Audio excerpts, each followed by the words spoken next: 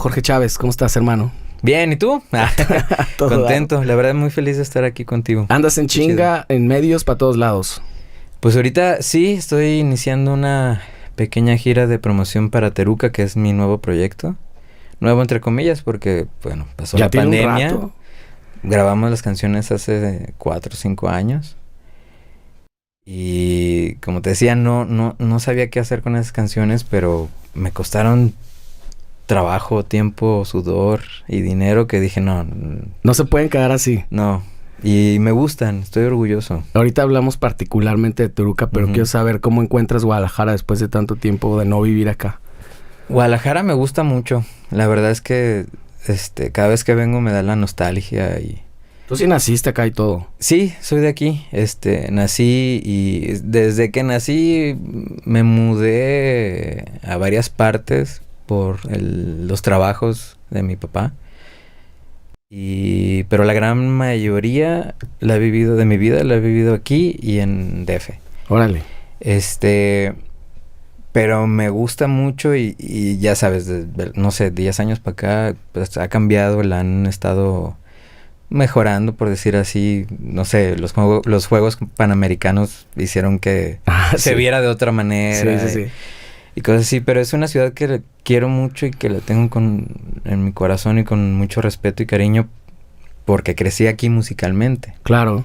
¿No? Y escuchamos El Personal y cosas así. Exactamente. ¿En qué año empezaste? Yo recuerdo verte hace muchísimos años, que de hecho lo platicaba con Omar Guevara, en la Peña Cuicacali, en una banda que estabas con él y con Abraham Bustos, justamente. Era Gong. ¿Gong?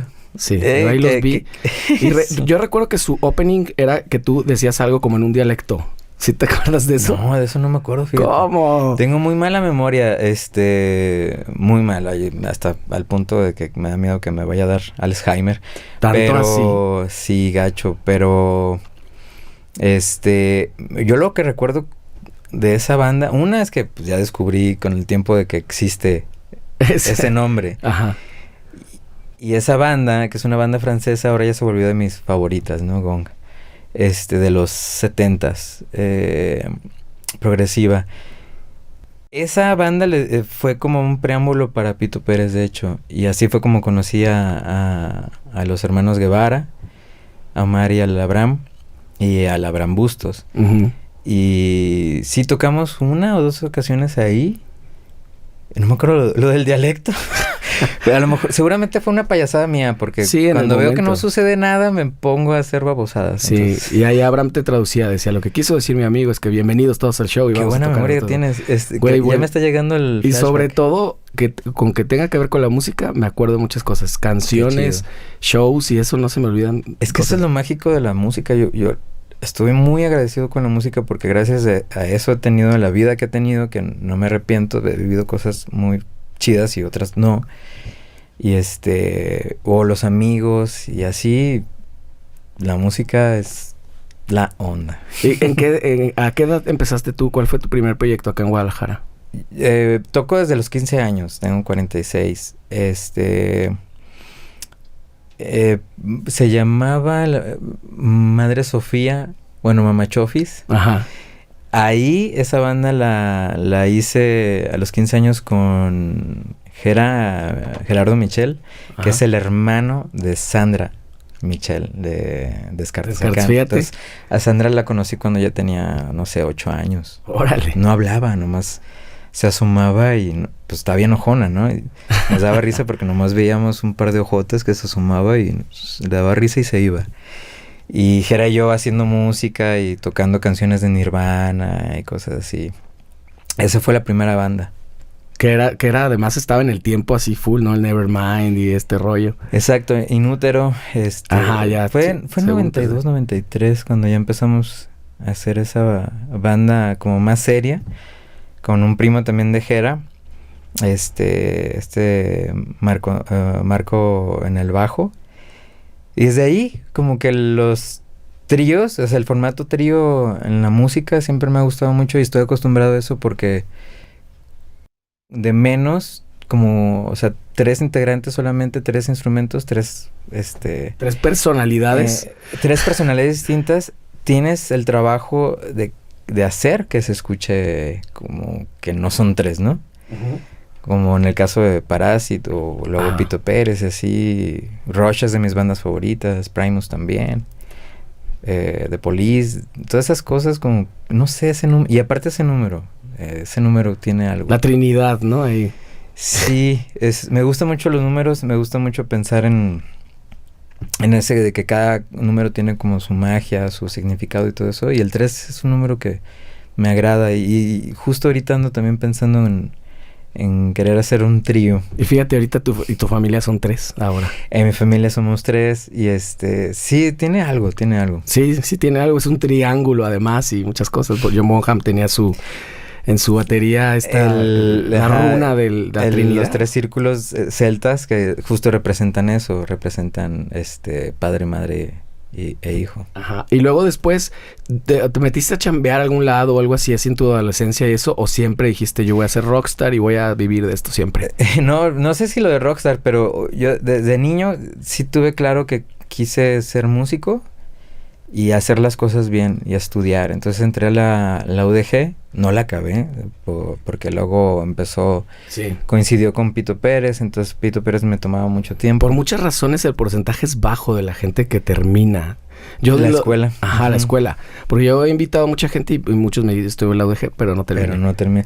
Sí, muy pocos. Creo que, por ejemplo, Sandra Descartes y Dafne también, que fue de Descartes, ellas sí acabaron. Y yo así, wow, qué chido. Qué chido. Me daba hasta... Sí, son de este porcentaje mínimo. Pero sí, está chido. Y la verdad es que yo hasta la fecha sigo estudiando. Me gusta mucho. Utilizo... soy maestro, entonces también siempre hago hincapié con mis alumnos de que aprovechen el tiempo que están viviendo. O sea, me refiero a la tecnología. Uh-huh. Porque en nuestros tiempos... Yo me acuerdo que ir a escuchar un disco de Primus que solamente porque lo leí en un siglo XXI, ajá, que era Primus, que tocó en no sé qué festival, y con esta alineación y con esta música, y yo, ¿qué es Primus? Ok, voy al Quinto Poder a buscar. Entonces, ahorraba un mes, no comía en la escuela, o sea, lo que me daban para mi lunch, lo ahorraba para comprar mis discos, y así descubría... O libros de batería, ¿no? O VHS en ese entonces de batería. Todo lo ahorraba para información. Y entonces a mis alumnos les digo, todo lo tienen en el teléfono. Sí. O sea, qué chido, qué chulada. O sea, cualquier cosita que se te atore, lo puedes googlear y ya se aclararon tus dudas, ¿no? Sí, pero pues, uno tenía que ponerle pausa y regresar y levantar y luego el disco y ¿qué está haciendo ahí? O que te lo prestaran, si había un método te lo prestaban, fotocopiarlo, se veía todo mal o no salía bien. Sí, se veía todo mal. O ahí andaba por todos lados, ¿no? Para todos lados así ya parchado y la madre. Sí, era mucho eso. Es como difícil entenderlo ahora. Sí. Igual me pasa con mis hijos. Yo tengo un hijo de 13 y cuando le cuento todo esto es como... ¿Cómo? Lo veo con una dificultad para entenderme. De que poco así batallaban, así hacían las cosas. No había internet. O las llamadas, ¿no? Y cosas así, antes era de puras llamadas. ¿Cómo te ponías de acuerdo para los ensayos? Yo no recuerdo cómo, pero sí era una bronca, ¿no? Y ahora muy, por lo que recuerdo sí era muy... De que tal día y tal hora quedamos, entonces pues ya no hay otra vuelta, ya no hay puedes confirmación. No había WhatsApp de que, oigan, pues ya me atoré en el tráfico, no, pues era de... Exacto, sí o sí, cumplías. Vieja usanza. Exactamente. ¿Y en qué momento dices que Gong fue como el génesis o un ensayo de lo que iba a ser después Pito Pérez? Porque estabas buscando esta sonoridad junto con Abraham. Sí, ahí te voy a hacer el cuento corto. Bueno, se deshizo esta banda de Mamachofis o Madre Sofía y yo vivía en Lomas de la Victoria, ahí por La Penca. Viví muchos años ahí. Ahí se creó Pito Pérez, de hecho. ¿En tu casa? Sí, casi. Y lo que pasa es que un día llegaron unos morritos, unos niños a tocar a mi puerta. Y yo abrí la puerta y dije, ¿sí? Oye, ¿tú eres Jorge? Sí. Es que venimos a traerte un cassette. Se llama Sónica Neurótica mi banda y queremos invitarte de Bataco. Y yo, órale, gracias, sí, déjenmelo. Pues resultó que era Miguel Méndez de Pito Pérez. ¿Y uno de esos morritos era Miguel? Miguel, a los 15 años. Flaquito, parecía niña, con el cabello hasta acá, y escuché el demo y dije, pues tiene onda, pero lo que me llamó la atención eran las guitarras, estaban bien chidas.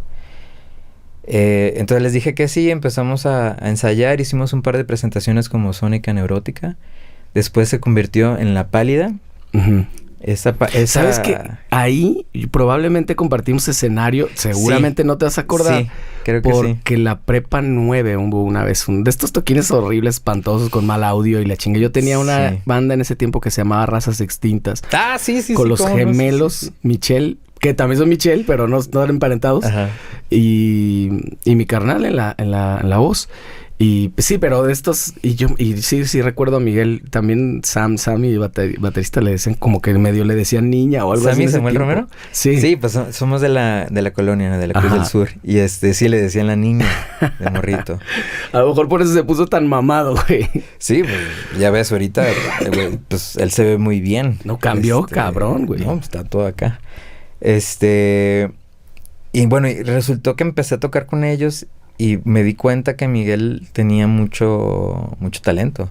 Uh-huh. Ya componía y todo. Empezó a componer y pues yo me quedaba así. ¿Y sabes qué banda descubrimos juntos? Que ese es un buen recuerdo que tengo, Mr. Bungle. Claro. Estábamos justo en esa casa, pues poniendo pegamento en las paredes para el típico cartón de huevo para poder ensayar ahí. Y pusimos... Era un sábado en la tarde o algo así y estaba Gis y Trino en la radio poniendo música. Y pues bueno, ya sabemos los jalisquillos que ellos dos tienen muy buenos gustos musicales. Y no, esta banda es de nuestras favoritas, se llama Mr. Bungle y este es el primer disco, lo vamos a poner. Lo empezamos a escuchar y pues ya con los efectos del pegamento y todo. Estábamos los dos así, no manches, está bien chida esa música. ¿Qué onda? Entonces... Y eso me acuerdo muy bien y Miguel empezó a sacar todas las guitarras. Y dije, qué chido, o sea, me di cuenta de que teníamos afinidad musical.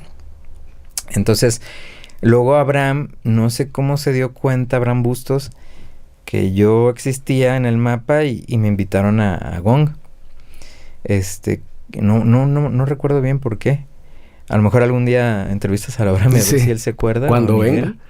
Ajá, y bueno, empecé a tocar con ellos y Gong pues se deshizo.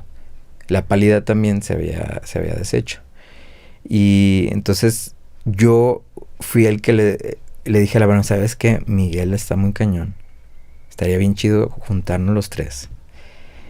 Y Abraham pues se mostró como dudoso porque dijo, no, ese morrito qué, que no sé qué. Abraham pues siempre ha sido como, siempre fue como la voz... adulta en la banda. Oye, aparte, tú tienes 46, creo que Abraham también. Sí, somos de la edad. Miguel es más chico. Y Miguel es un poco más chico, porque Miguel incluso creo que es hasta más chico que yo, que tengo 44, entonces. Sí. Por ahí debe andar de 42, creo. Yo creo que sí, 40, 42 por ahí. Yo creo que en ese tiempo se notaba más, ¿no? Uh-huh. Cuando estás así antes de los 20 y así. Sí, así es, de por que ahí. Estás, pues... O sea, realmente sí lo ves como un chavito. De morrito y... Entonces, pero... El primer día, esto lo recuerdo muy bien, el primer día que nos juntamos a palomear los tres, de ahí salieron un montón de canciones. La primera fue... ¿Canciones completas? Sí. Es el ensayo más cañón que he tenido en mi vida. No mames. Porque se notó la química entre tres personas que no se parecen nada. Uh-huh. Y la primera canción que salió fue Guarache Skate.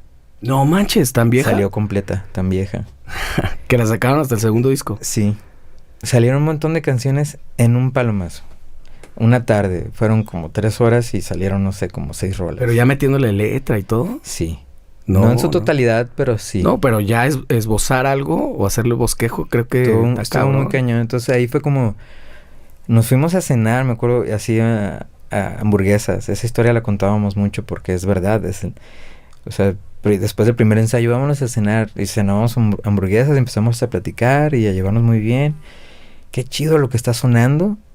Qué bien nos sentimos los tres juntos. Y y ahora hay que ponerle un nombre. No, pues estamos cenando hamburguesas. No le podemos vender hamburguesas a los gringos. Uh-huh. O a la gente, pues a los mexicanos. Entonces hay que buscar un nombre mexicano. Y fue cuando dije, sí, un nombre que tenga, o sea, que sea un nombre. Ujú. Un nombre y apellido. De persona. Y yo dije de broma, pues Pito Pérez. Está bien chido, que no sé qué. Porque me acuerdo mucho de las películas. Ajá. Y leí el libro de niño también. Y yo soy bien cinéfilo, entonces vi todas las películas de niño y me gustaba mucho ese personaje. Y ellos estaban muy felices y yo después me arrepentí y ahí me tienes toda la semana buscando en enciclopedias como nombres de personajes mexicanos porque yo no quería Pito Pérez. Lo dije de broma y no quise. Sí. Pero luego accedí y se quedó ese nombre, pero así fue, eso fue todo como muy... Es que es chistoso mágico. porque recuerdo la primera vez que yo escuché ese nombre que iban a tocar y como que está bueno porque te da la libertad suficiente para que no te esté atando a nada. No suena a nada. No suena a que es una banda de metal. No suena a que no suena a nada. Está como versátil, chusco. Ajá. Y aparte queríamos que pensara la gente que se iba a subir. En ese entonces, en ese entonces estaba este regio sonando mucho. No me acuerdo cómo se llama. Pero era un cuate que le estaba yendo muy bien. Él solo con su guitarra. Nicho Hinojosa, puede ser. Ajá. Era él, entonces dijimos, sí, así está chido porque la gente va a pensar que es un cantautor, solista tipo él. Ajá. Pero no, es una banda. Claro. De 3 nacos. La verdad es, sí. Oye, y la onda de todo eso fue como accidente o sí fue premeditado, el rollo de... Porque es una banda con humor, sin llegar a ser, digamos, un Molotov o algo así, pero sí medio desde Jamaica y estas rolas primeras que eran como medio una burlita y pues porque en ese tiempo estaban las bandas de reggae y ska muy cabrón. Sí, y nos gustaban, pero se nos hacía muy gracioso de que Guadalajara era totalmente así, o es pues todavía, ¿no? De cuna de jazz, de reggae, perdón. Ajá. Luego se transformó mucho al jazz y también al metal y al punk. Son los géneros que yo recuerdo que están muy presentes aquí, muy, muy fuertes. Y fíjate, la historia de Jamaica, ahí te va, esa historia también la recuerdo muy bien, esa tarde. Ese día estábamos ensayando y llegaron 3 chavas, no me acuerdo quién las invitó. Y así a que vieran el ensayo. Sí, la típica visita al ensayo. Sí, así de, pues sí, chavas, y vamos a cotorrear y bla, bla, bla, y sí, caguamas, etcétera. Qué bonito. Qué bonitos tiempos, cara. Ajá, sí, cotorreando. Y entonces las morras nos decían, oigan, ¿ustedes tocan punk? Sí. Y empezamos a tocar punk, pero no es cierto. Nos dijeron, oigan, ¿ustedes tocan reggae? Sí, pero no es cierto. Entonces así fue como salieron las dos partes, la parte A y la parte B, que son los que le dieron la estructura a Jamaica. Y Miguel empezó a decir de broma, en Jamaica comí agua de Jamaica. Pero era para complacer a estas chicas en el ensayo. Sí. Entonces así fue como salió. Y sí, lo dije hace un momento, la verdad es que lo digo con mucho orgullo y lo digo con respeto, es que somos bien nacos. Y yo no le veo nada de malo, o sea, es claro. La verdad. Y chuscos, y por eso la historia del Cuaco Paco, Abraham se le ocurrió la idea de, oye, ya, porque en el periférico cada rato veo pues gente con sus caballos, pues qué chido, ¿no? Y qué huevos, hay que hacer una canción de eso, y cositas así. Intactos fue porque en esa época muchos, incluido yo también, yo también me incluyo, perdón, muchos choques. Sí. Empezó a haber muchos choques entre amigos, o sea, de que chocaban en sus carros. Y yo tuve ahí una experiencia muy fea con un primo, que nosotros no íbamos tomados ni nada, un amigo sí chocamos. Y por eso salió la canción de Intactos. O sea, muchas cosas fue por lo que nos estaba sucediendo en esa época. Y ahora que ya pasó el tiempo, me pongo a pensar y digo, qué chido, o sea, estábamos reflejando de cierta manera nuestra generación en Guadalajara. Una realidad. Y cuando pasan el tiempo, volteas, escuchas y sí es un retrato. Sí. ¿Sabe? Tal vez no lo hicieron tan voluntario. O sea, es como lo estamos haciendo porque es lo que hacemos. Pero sí te das cuenta cuando volteas. Sí. Las canciones además tienen este rollo que se les van pegando otras cosas, otros recuerdos, ya no es la canción por sí sola, va avanzando.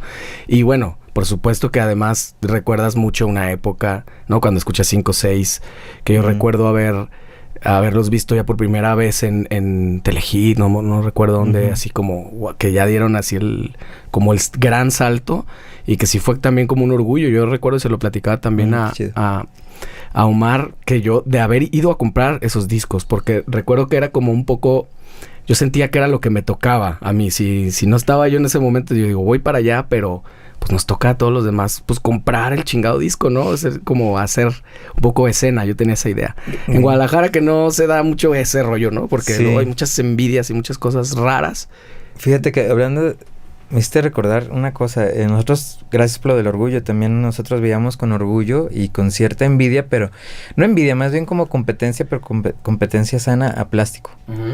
De que decíamos, no manches, tocan bien chido, nos gustan mucho, son nuestros vecinos, y cuando vimos que ellos ganaron el concurso del Hard Rock Stage, dijimos, sí se puede también. Ese fue el primero, ¿no?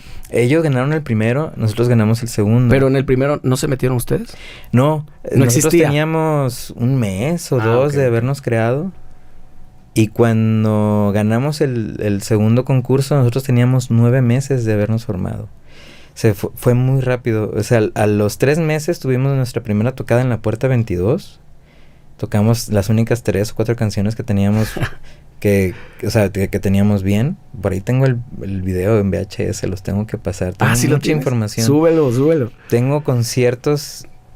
Edgar Huerta de Belanova le he platicado, güey. Tengo conciertos de Plástico, Pito Pérez con Plástico, Pito Pérez con Disidente, Pito Pérez con Belanova, cosas así que están ahí. Las tengo que pasar digital. Sí, güey. Sí, no, vale mucho la pena rescatar eso. Entonces, lo que te decía es, nosotros veíamos con mucho gusto a Plástico. Se nos hacía bien chido verlos. Y aparte era como la contraparte, pues una banda grande, ustedes 3. Nosotros menos. Y ellos no tan rockeros, por decirlo así, y nosotros un poco más rockeros, pero sí combinando toda esta parte funk. Y o más alternativa. Mi tirada era, yo quería que Pito Pérez se mezclara, fuera como un hijo raro de Café Tacuba con Primus. que fuera pues un 3, Primus muy alternativo y así, pero con esa mexicanidad. Y salió pues lo que estamos platicando, toda esta parte chusca y a veces seria de ser un jalisquillo, de ser un... Sí, ahorita que fuera de cámaras me decías esto de la identidad mexicana y cómo a veces entra muy a huevo. Hay muchas bandas que lo meten, o sea, ¿cómo te quiero decir? Que para meter música mexicana, entonces a huevo una tuba o a huevo una jarana, de huevo esto. Y ser mexicano es muchísimo más que eso. Desde el humor hasta, la forma de hablar, la forma de interpretar el rock. Exacto, desde ahí ya.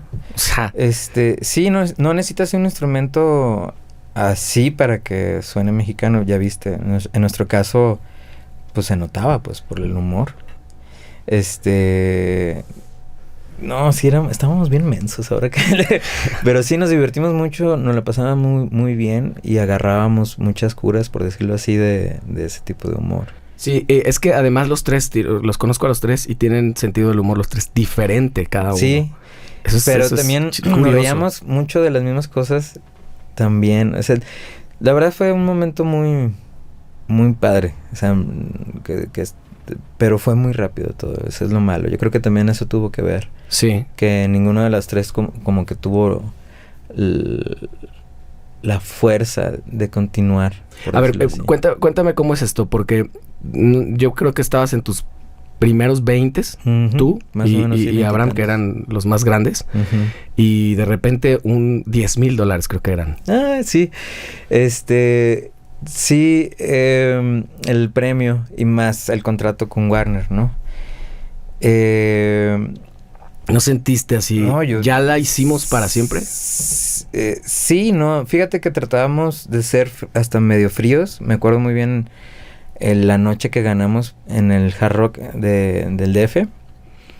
Ganamos y pues estábamos bien felices con nuestro chequezote enorme. Exacto. Pero llegamos al hotel y no festejamos. No hicimos una fiesta ni nada. Más bien estábamos muy contentos entre los 3. Platicando entre los 3. Y y nos veíamos, y nos dijimos, este es el principio. O sea, este no es el final, este es el principio y qué chido, pero hay que tratar de hacer las cosas bien. Sí, con cierto como temor de no hay que desmadrarnos y no hay que no se nos suba de más. Y sí, así. Ese tipo de cosas. No tanto que se nos suba, más bien hay que ser lo más inteligentes posibles. Invertimos ese dinero en nuestro equipo, por ejemplo, en tener mejores cosas, mejores instrumentos y una camioneta, era una Wagoner, le decíamos la Willy. Uh-huh. Y viene una foto en el arte del primer disco, porque la compramos para poder mover nosotros los tres y empezamos a meter amigos de staff y pues el equipo ahí, para eso era la camioneta. Pero empezaron a construir incluso su propia pues empresita, ¿no? Sí, y sin nada de conocimiento previo, como que un poquito lo que escuchabas de otras bandas, amigos a lo mejor que ya tenían cierta experiencia. Por ejemplo, ahí entró a la ecuación Maná. María Gómez, que era nuestra manager en esa primera etapa, ella nos educó mucho, ¿no? Y nos dio muchos muy buenos consejos y nos empezó a presentar a mucha gente. Cuando presentamos el disco aquí en Guadalajara, en el Hard Rock de aquí, que paz descansa porque era de los mejores lugares. Uy, buenísimo, sí, yo lo extraño muchísimo. Yo también, me la pasé muy bien ahí con muchas bandas y así. María invitó a Alex González, baterista de Maná, y fue Alex con Adriana, con su esposa, y pues me acuerdo que lo vimos de lejos y yo así de chin, o sea, aquí está uno de los mejores bateristas de México y del mundo, y chin, yo ya así de... ¿No habías tocado? No, nomás lo vi de lejos y me puse nervioso, pero bueno. Pues claro, güey. Terminamos de tocar y él, la verdad, es muy buena persona, lo quiero mucho. Es una persona muy amable, muy respetuosa, con muy buenos modales, y él llegó contentísimo a felicitarnos y a decirnos, no manchen, hace mucho que no había una banda que me ponía así de feliz. Gracias, qué chido, hay que hacer cosas juntos. Y nosotros, gracias, de veras, nos puso muy de buenas eso. Y y ese tipo de cosas pues se agradecen. Y empezamos a cotorrear más, a saber más de qué se trata esto, que tener un talento o crear canciones o aprender a tocar tu instrumento bien, la verdad es como, no sé, el 20%. Sí. ¿No? O el 30%. Todo lo demás es business para poder vivir de esto, ¿no? Y empezamos a tener como referencia a Maná, o hasta los mismos Plásticos y así, amigos que nosotros veíamos cuando hacían las cosas bien, decíamos qué chido, hay que tomar las cosas buenas que están haciendo. Ajá. Y tratar de imitarlos y traducirlo a nuestra manera, ¿no? Y cuéntame cómo fue el proceso una vez que dijeron, ya tenemos que hacer un disco para Warner. Ese también estuvo muy padre. Fue muy natural. Las rolas ya estaban. De hecho, quedaron muchas afuera, como por ejemplo Guarache todavía no se sentía que estaba al 100 como para ya grabarla. Pero fue muy natural. A los 9 meses ganamos el concurso. A los 12 meses de habernos creado ya estábamos grabando en Sonic Ranch en Texas. Ahí que aparte esa experiencia debió haber sido. Paso. Sí, bien chido porque pues sabíamos, ya nos gustaba mucho A The Drive-In, uh-huh, que pues de ahí salió Mars Volta. Ahí grabaron sus discos y nosotros así, yo quiero grabar The Drive-In. Sí, mira, y nos empezaron a enseñar los demos de The Drive-In. Un montón de cosas ahí que tenían en sus reels, en cinta, en ese estudio, cosas como que gracias por compartir, que nosotros decíamos que chido. Nos sentíamos muy especiales, muy afortunados de estar ahí. Y pero todo se dio muy natural. La disquera nos dio una lista enorme de productores. Entre ellos estaba Rick Rubin. Wow. Y nos dijeron, literal, lo podemos conseguir si lo quieren. Pero nosotros dijimos, no, pero es que la verdad es que nuestro humor, queremos a alguien que agarre el humor que traemos. Y nos gusta mucho Jumbo. Uh-huh. Y dijimos, a ver, ¿quién es el productor de Jumbo? Y ya pues vimos que se llamaba Chuy Flores y René Garza, su coproductor. dijimos, no, pues queremos sellos porque nos gusta mucho Jumbo, nos gusta mucho el sonido y aparte de productor es ingeniero y nos va a agarrar completamente el humor. Y sí, fue... nos conocimos llegando a Sonic Ranch, nos la llevamos muy bien desde el principio, nos divertimos mucho grabando y ahí descubrí el maldito Red Bull. Estuvo muy fuerte. Intenso. Sí, pues a mí me gusta grabar hasta la fecha lo más que pueda en un día, ¿no? No me gusta hacer más de 2-3 tomas por canción. Y y yo así de, quiero ya grabar todo ahorita. Ah, sí, pues toma esto. Y, ¿qué es esto? Y, pues no, tú tómalo, te va a dar energías. No, pues yo creo que me como tomé... Popeye, cabrón. Sí, me tomé como un 12. Ay, y güey. grabé casi todo en un día o en una noche. Y al día siguiente, pues, yo no sabía qué era eso y yo así, ¿qué es esto? Y ya después empecé a leer. Pero bueno, muchas cosas que... En el tiempo también no estaba tan mal visto, ¿eh? O sea, no, era como estaba algo nuevo recién, que estaba... pero sí muy mal, no lo hagan. La verdad es que yo ya dejé la bebida energética. No soy, nunca he sido de drogas ni nada, pero a mí me encanta el café, por ejemplo, ¿no? Esa es mi droga. Eso sí, antes de grabar como Dave Grohl en su Fresh Pod video, así me la paso con mis expresos y a grabar. Oye, ¿cómo fue la decisión? ¿Cómo tomaron la decisión del productor? ¿No les costó mucho trabajo? ¿O así eran todas las decisiones? Entre tres, siempre, probablemente uno se quede... Ah, mira, fíjate. Una democracia de tres está cabrón, ¿no? Pues sí y no. Por ejemplo, hasta para los porcentajes de la creación de las canciones, casi hasta con calculadora nos reuníamos y, oye, pues tú hiciste esto, te va a tocar esto. Ah, ok. Pues sí éramos de cuentas claras, la verdad. Esa parte es como los matrimonios un poco. Es un tema escabroso. Sí. Hay que tocarlo y muchas bandas no quieren. Las bandas, como somos amigos, güey. ¿Por qué? Somos como matrimonios. Muchas veces se ha dicho esto y es hasta cliché, pero es verdad. No culpo, por ejemplo, ahorita las nuevas generaciones o a mis alumnos que ya casi nadie quiere hacer bandas. Por lo menos es lo que en mi caso he vivido, me ha tocado conocer que en la actualidad a muchos les da flojera eso. Porque gracias a las redes y todo eso, prefieren, no sé, mejor ser un influencer o un buen músico en TikTok o algo así y tener miles de views y que seas remunerado por eso. Uh-huh. Ya es muy raro conocer a alguien que quiera aventarse esa chamba porque es una gran chamba. Sí. De hecho, no es por demeritar, pero tú lo sabes, el oficio del músico y en México a mí se me hace hasta triste. Sí, por supuesto. Muchos compañeros se avientan friegas por poquito varo para poder pagar la renta. Y digo, qué feo y qué triste. Y se me hace hasta injusto porque nosotros le estamos haciendo la vida a mucha gente. Alrededor, claro. Lo que decíamos de que la música para mí es mágica y le damos... O sea, y no lo puedes negar porque en la pandemia yo creo que todos extrañábamos y por eso había tantos conciertos en línea. Uh-huh. Porque extrañabas eso, la magia, los trancazos, las frecuencias, lo que quieras que le haga... Energía, ajá, la vibración, lo que quieras que le está haciendo mágicamente a tu cerebro o a tu cuerpo, la música, todos lo extrañamos. Claro.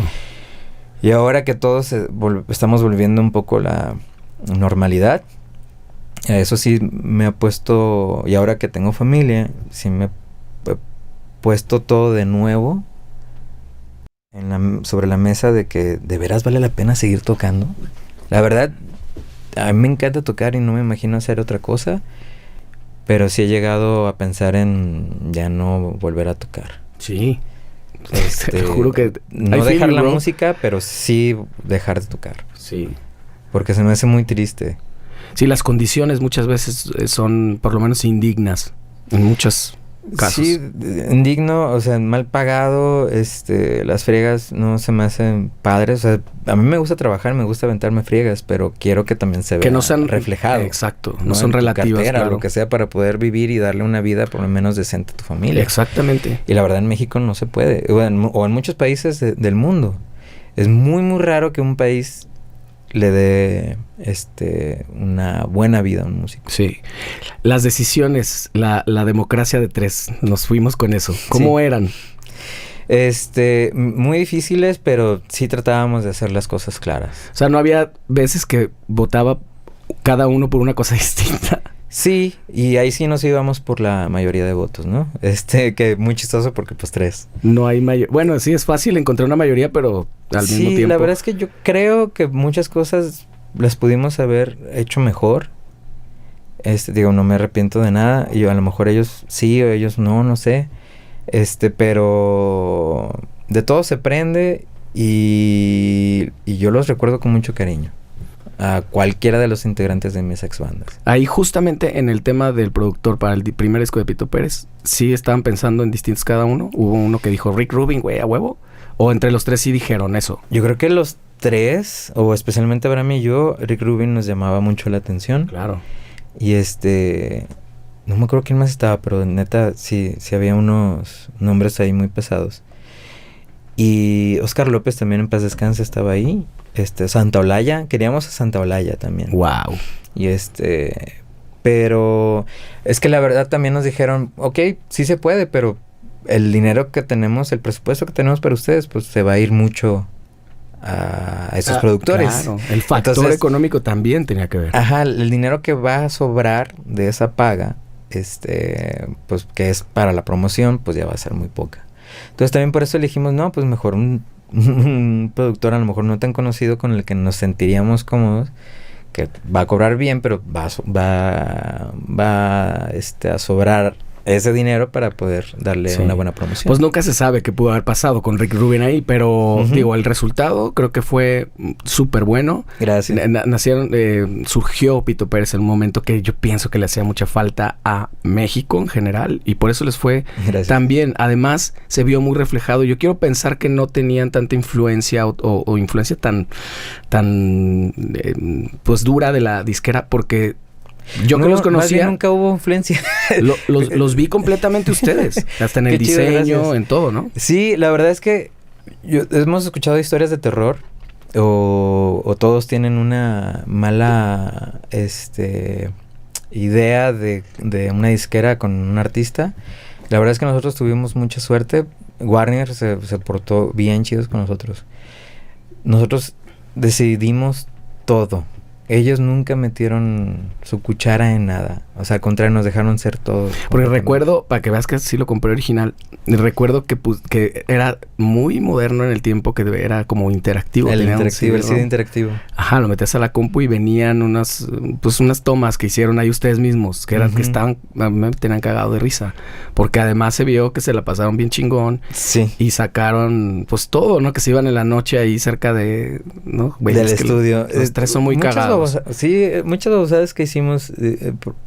Fíjate. De las personas con las que más me he reído en mi vida es con Miguel Méndez, güey, cuando estuve tocando con él. Es muy cagado, es muy cagado. Sí, yo también, la verdad. Y aparte contaba muchos chistes y era muy gracioso. Y eso es el origen de ese video, de ese interactivo, es porque a los 3 nos gustaban mucho los videos de Pantera. Claro. Los vulgar videos y... Claro, cuando hacían esto... famosísimo cuando llegaron a quererlos exorcizar. ¿Sí te acuerdas? Que están en un hotel. No manches, esos videos hasta fecha los veo, me encantan, me gustan un chorro. Yo quería conocerlos porque dije, quiero conocer a los hermanos Darrell. Porque se ve que me la iba a pasar muy bien. Dios los tenga en su gloria. Sí, ya los dos. Sí, de mis bandas favoritas. Entonces nos reíamos mucho con esos videos y dijimos, hay que hacer algo así. O sea, no creas que empezamos a actuar así de mensos atrás de la cámara por querer crear eso. Más bien ya existía el material. Ah, claro. Y dijimos, no, pues ¿qué vamos a hacer con ese material? ¿Se puede incluir? Oye, pues como los videos de Pantera. Pues, o sea, ves otra cara de la banda donde es chusca, graciosa, ves, y te sientes como... Sí, es que habría que... Te dan ganas de conocer al músico. Claro, habría que entenderlo. Tú y yo lo estamos hablando de chavorrucos, pero es que en el tiempo no había Instagram, otra manera de conocer a tus artistas más que en las fotos y en los videos oficiales. Exacto. Ahora los ves desayunando, ¿no? Ellos mismos te comparten ellos se graban cosas. las historias y todo. Pero esas son las partes chidas en mi opinión, que tienen las redes. Ajá, claro. Pero también se me hace padre ese misterio que tienen los músicos. Sí. ¿No? Por ejemplo, Mr. Bungle o todo lo que hace Patton, me gusta mucho ese misterio. Siempre y hay leyendas y hay historias ahí de que Patton hace esto. Y después te das cuenta, pues que no, pero está muy padre también el lado misterioso. Sí, pues ¿no? se alimentó un montón este rollo, ¿no? O sea, imagínate que hubiera sido Michael Jackson viéndolo desayunar todos los días en Instagram. Sí, yo creo que hubiera sido muy aburrido. Pues sí. Estaba mejor imaginar. No, sí. Ahora sí que cada artista tiene su concepto o su forma de cómo presentarse. A lo mejor lo estamos hablando desde la nostalgia chaburruca, güey. Puede ser. ¿Quién sabe? Sí, no, pero yo creo que arte es arte y también hubiera estado bien padre. Bueno, a mí me gusta mucho saber la historia como maestro.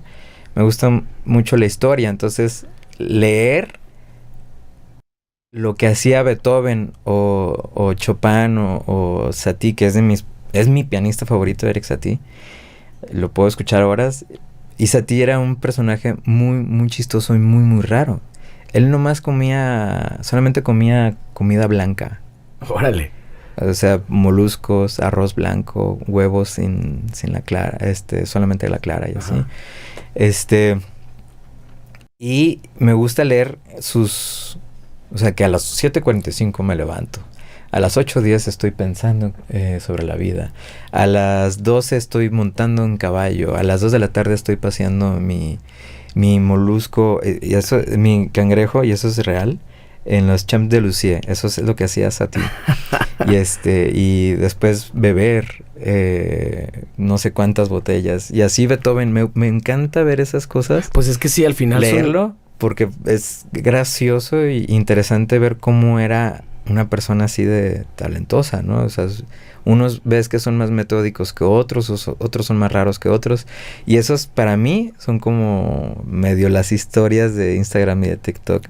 Pero solamente por escrito, ¿no? Claro, platicadas. Pero ajá, sí, que al final influencian el arte, ¿no? Influencian su obra. A eso es lo que voy. O sea, ahorita que dijiste chavorruco, pues yo no me siento chavorruco porque escucho a Beethoven.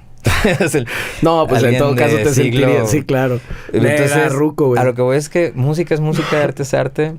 Sí, y lo decía más bien como por el tiempo, pues, estaba haciendo este disclaimer sí, de no cómo... te fuiste tan lejos, yo sí. Exacto, sí, claro, güey. Y venía un jueguito, que era el bagre algo, güey. Ese era yo. Sí, a mí me decían bagre porque tengo un ojo acá y otro ojo acá. Y parezco, sí, mi primo, creo que fue mi primo, Michel, íbamos a los mercados y veía un bagre en el mercado y se me quedaba viendo y...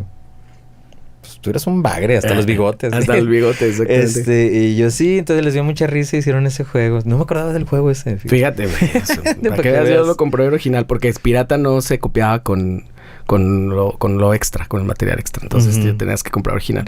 Y aparte el arte estuvo muy chistoso porque sacaron del jabón Roma y este tipo de cosas. Sí. Era como todo muy divertido. Me recordó mucho que ya estuvo acá Aldo Acuña de La Maldita. Me recordaba mucho este humor del disco El Circo. Qué chistoso que dijeras de Santa Olaya. Si lo hubiera él producido... ese sí que hubiera estado muy bien. Maldita es también de mis bandas favoritas. Hasta la fecha los escucho un chorro. Y sí, Santa Olaya está cañón. Hubiera estado interesante esa colaboración y la buscamos. La verdad sí buscamos hasta el encuentro, o sea, mandarle la música y todo. Creo que sí le llegó. Sí, creo que sí. Creo que María Gómez, no, si mal no recuerdo, ella nos ayudó y mandó un CD antes de que saliera el disco con las rolas. Y creo que hasta donde recuerdo que le pareció interesante. Y creo que no mostró más interés. Y mandó un presupuesto. Eso es lo que recuerdo. Pero sí recuerdo que no entrábamos dentro del presupuesto. Claro. Sí era bastante alto. Pero sí hubiera estado bueno. Y el... perdón, no, pues te estás inspirado, échale. No. Así lo que le tomas poquito al café, te quiero preguntar esto. Dígame. Despuésito se pusieron a tocar un montón después del disco. O esa es mi idea de lejos. Cuéntame si fue así. Sí, desde los... Como te decía, desde los 3 meses de empezar a ensayar, otra cosa nos quedó muy clara. Y era de que vamos a tocar hasta en la sopa. O sea, salir a tocar a todas partes. Y creo que sí, literal, tocamos en todas partes, en todas las condiciones. Desde muy fresas hasta no muy fresas. Y porque eso también se nos hizo padre de que éramos 3 y podemos llevar la música. Y son 3 instrumentos que yo creo que donde sea se pueden tocar. Y aparte, ya con su band, ¿cómo se llamaba? La Willy. La Willy. Y sí, ya después ya con el disco y todo, y aparte ya con el apoyo de Warner, sí estuvo muy padre el salir. Del país solamente salimos 2 ocasiones. Una vez tocamos en el estadio de los Lakers con el Tri, ese estuvo muy padre. Y fuimos al Tortazo en Colombia. La primera vez que yo iba para allá, he ido muchas veces a Colombia, me siento afortunado porque Colombia, la gente es poca madre, la música está bien chida. El lugar me encanta. Y esa fue la primera vez y estuvo bien chido, bien locochón. Tocamos en el Tortazo, que es como el hermano pequeño del Rock al Parque. Ajá. Y me acuerdo muy bien, creo que todavía había broncas no sé, del tío Escobar. Claro. Creo que todavía existía ahí las rebabas de toda esa situación en pues es que país. Él muere en el 93. Sí, pero la verdad es que soy medio ignorante en esos temas porque son temas que quiero estar informado, pero no. Pero no, a la vez no. Ajá. Pero recuerdo que tuvimos una alarma de bomba. De bomba en el hotel en la madrugada. Estábamos bien contentos de qué chido estar aquí. Sí, buenas noches. Y en eso, salgan, que no sé qué. ¡Ay! Y la policía militar y todos salimos en la madrugada y fue como, qué loco esto.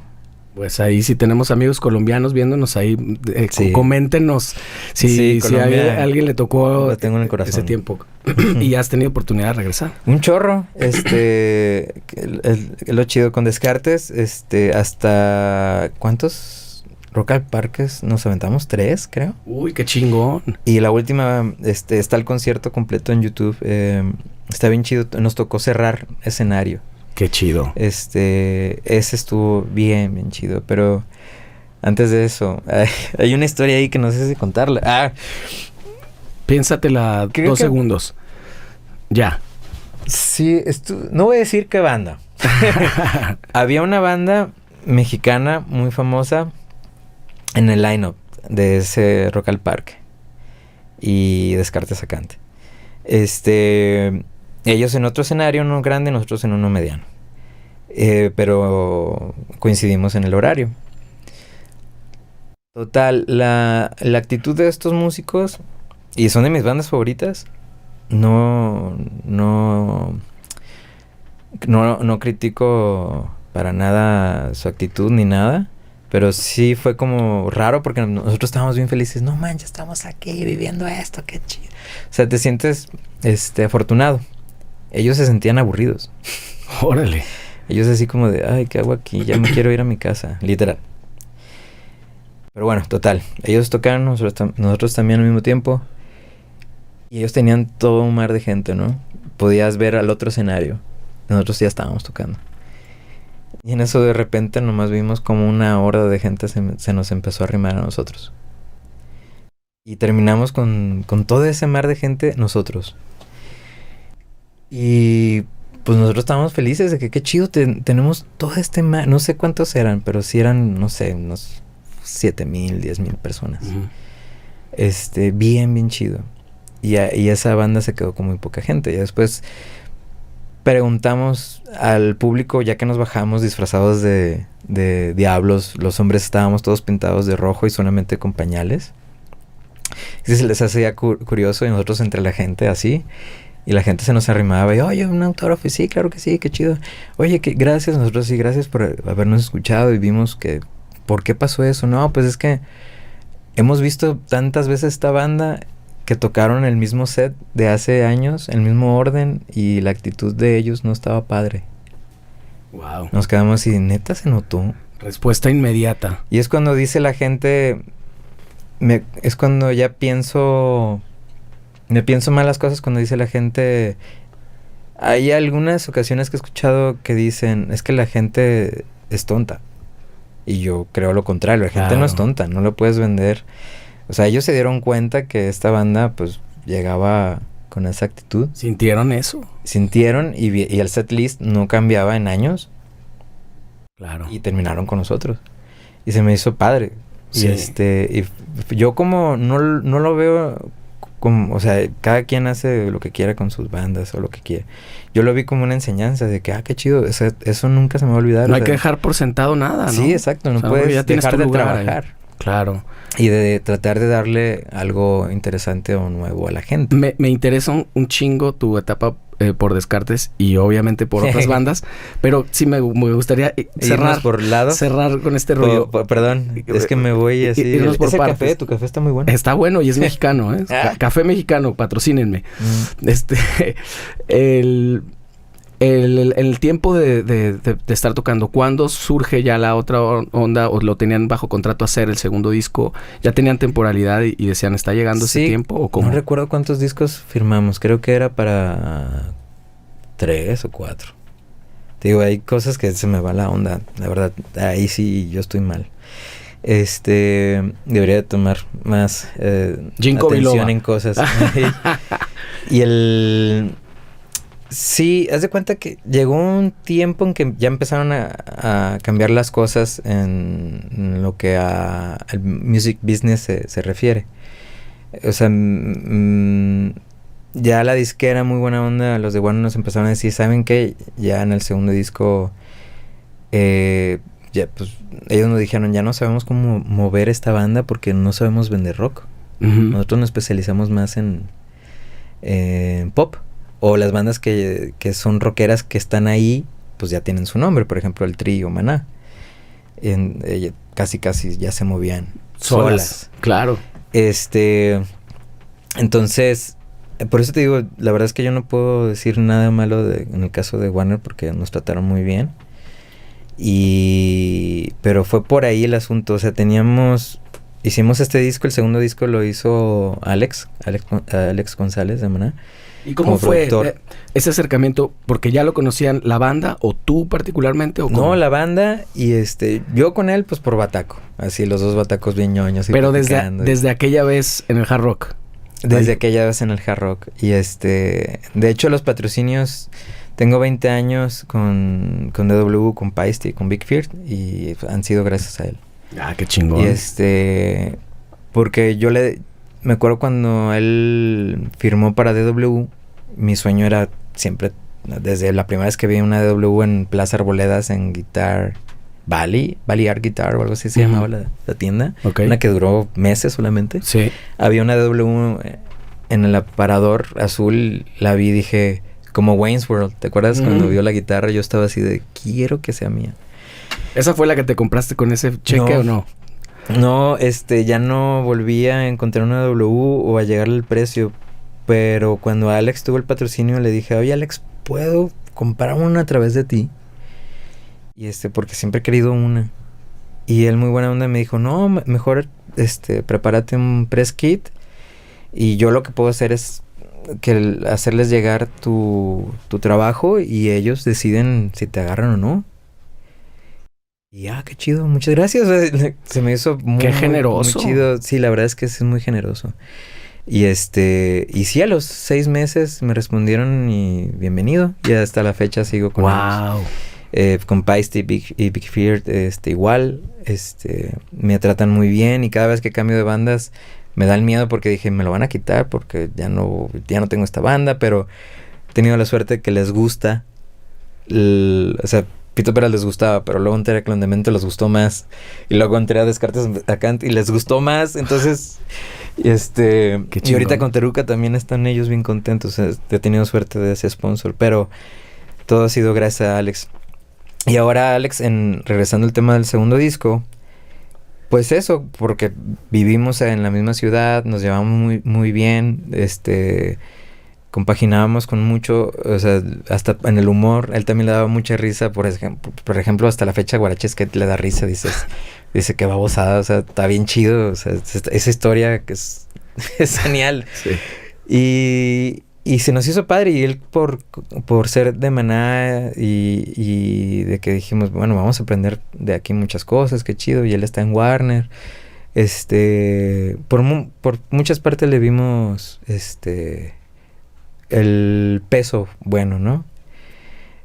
Y de nuevo, te digo, estas entrevistas pueden durar horas porque Tú dale. hay muchas cosas muy padres que platicar, de que estar agradecido del primer disco y ahora del segundo disco también. Conocimos a mucha gente, gracias a Alex también, grabamos en Conway, en un estudio. El día que llegamos a acomodar nuestras cosas, estaban las cosas, porque un día antes de que nosotros llegáramos estaba grabando Morrissey, el disco de Quarrymen, The Last Quarrymen o algo así se llama ese disco. Y Blink grabó ahí, Prince, Michael Jackson, así nombres que nosotros decimos, mendigo Alex, gracias, qué chido estar aquí. Igual trabajar con gente muy, muy pesada y muy profesional allá. Todas esas cosas son las que te digo. Tuve mucha suerte en ese aspecto y estoy eternamente agradecido con Alex. Hasta la fecha le digo gracias. Qué chido. Sí. Ese disco no sé qué tanto ustedes por naturalmente llegaron a ese momento, pero sí se notó muy cabrón. Es como el reto del segundo disco, ¿no? Sí. Que habías tenido éxito en el primero y el segundo a ver qué tal viene. Y para mí estuvo como que encontraron un montón... O sea, suena... No me gusta mucho esta palabra, pero suena más maduro, digamos. Como sí. que se entendieron a ustedes mismos. Sí, estábamos ya pasando cosillas interiores. Ya como banda.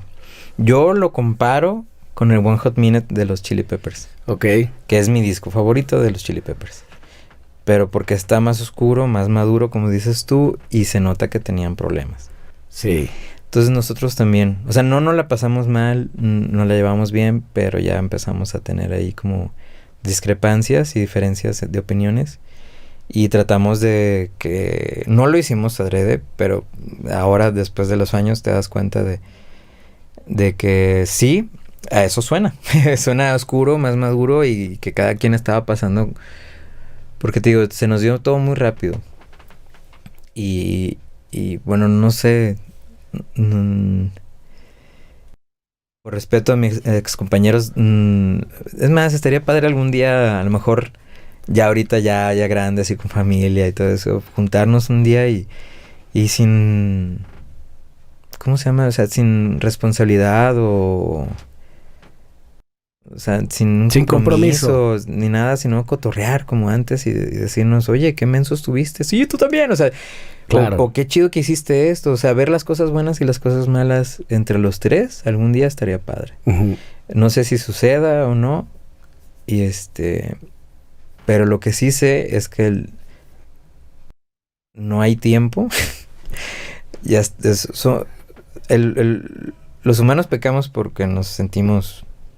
Bueno, yo no, pero creo que a veces se nos va la onda y muchos nos sentimos dioses en el aspecto de que serás eterno. Claro. Pero la verdad es que no. Se pasa el tiempo muy rápido y tú lo sabes que con familia más. El tiempo es veloz. Ajá. Y y como para ese poco tiempo que estás en el planeta y llevártela mal y estar, no sé, pensando, hablando mal de gente, no le veo caso, no se me hace padre. Sí. Además hay cosas más importantes en el mundo ahorita, como por ejemplo el cambio climático, o sea, cosas así. Es más importante para nuestros hijos o lo que sea, suena hippie, pero es verdad, que recordar las cosas malas y hablar mal de la gente o de tus compañeros no tiene caso. Entonces, a mí sí me gustaría mucho tomarme unas chelas con ellos y o con Clondemento o con X, lo que sea, y porque no tiene caso. No, pues es un buen pretexto. Somos humanos, en Guadalajara. Fuimos amigos y o somos amigos, lo que sea. Está padre. Y ahorita te digo, hay cosas más importantes que están sucediendo en el mundo que el ego de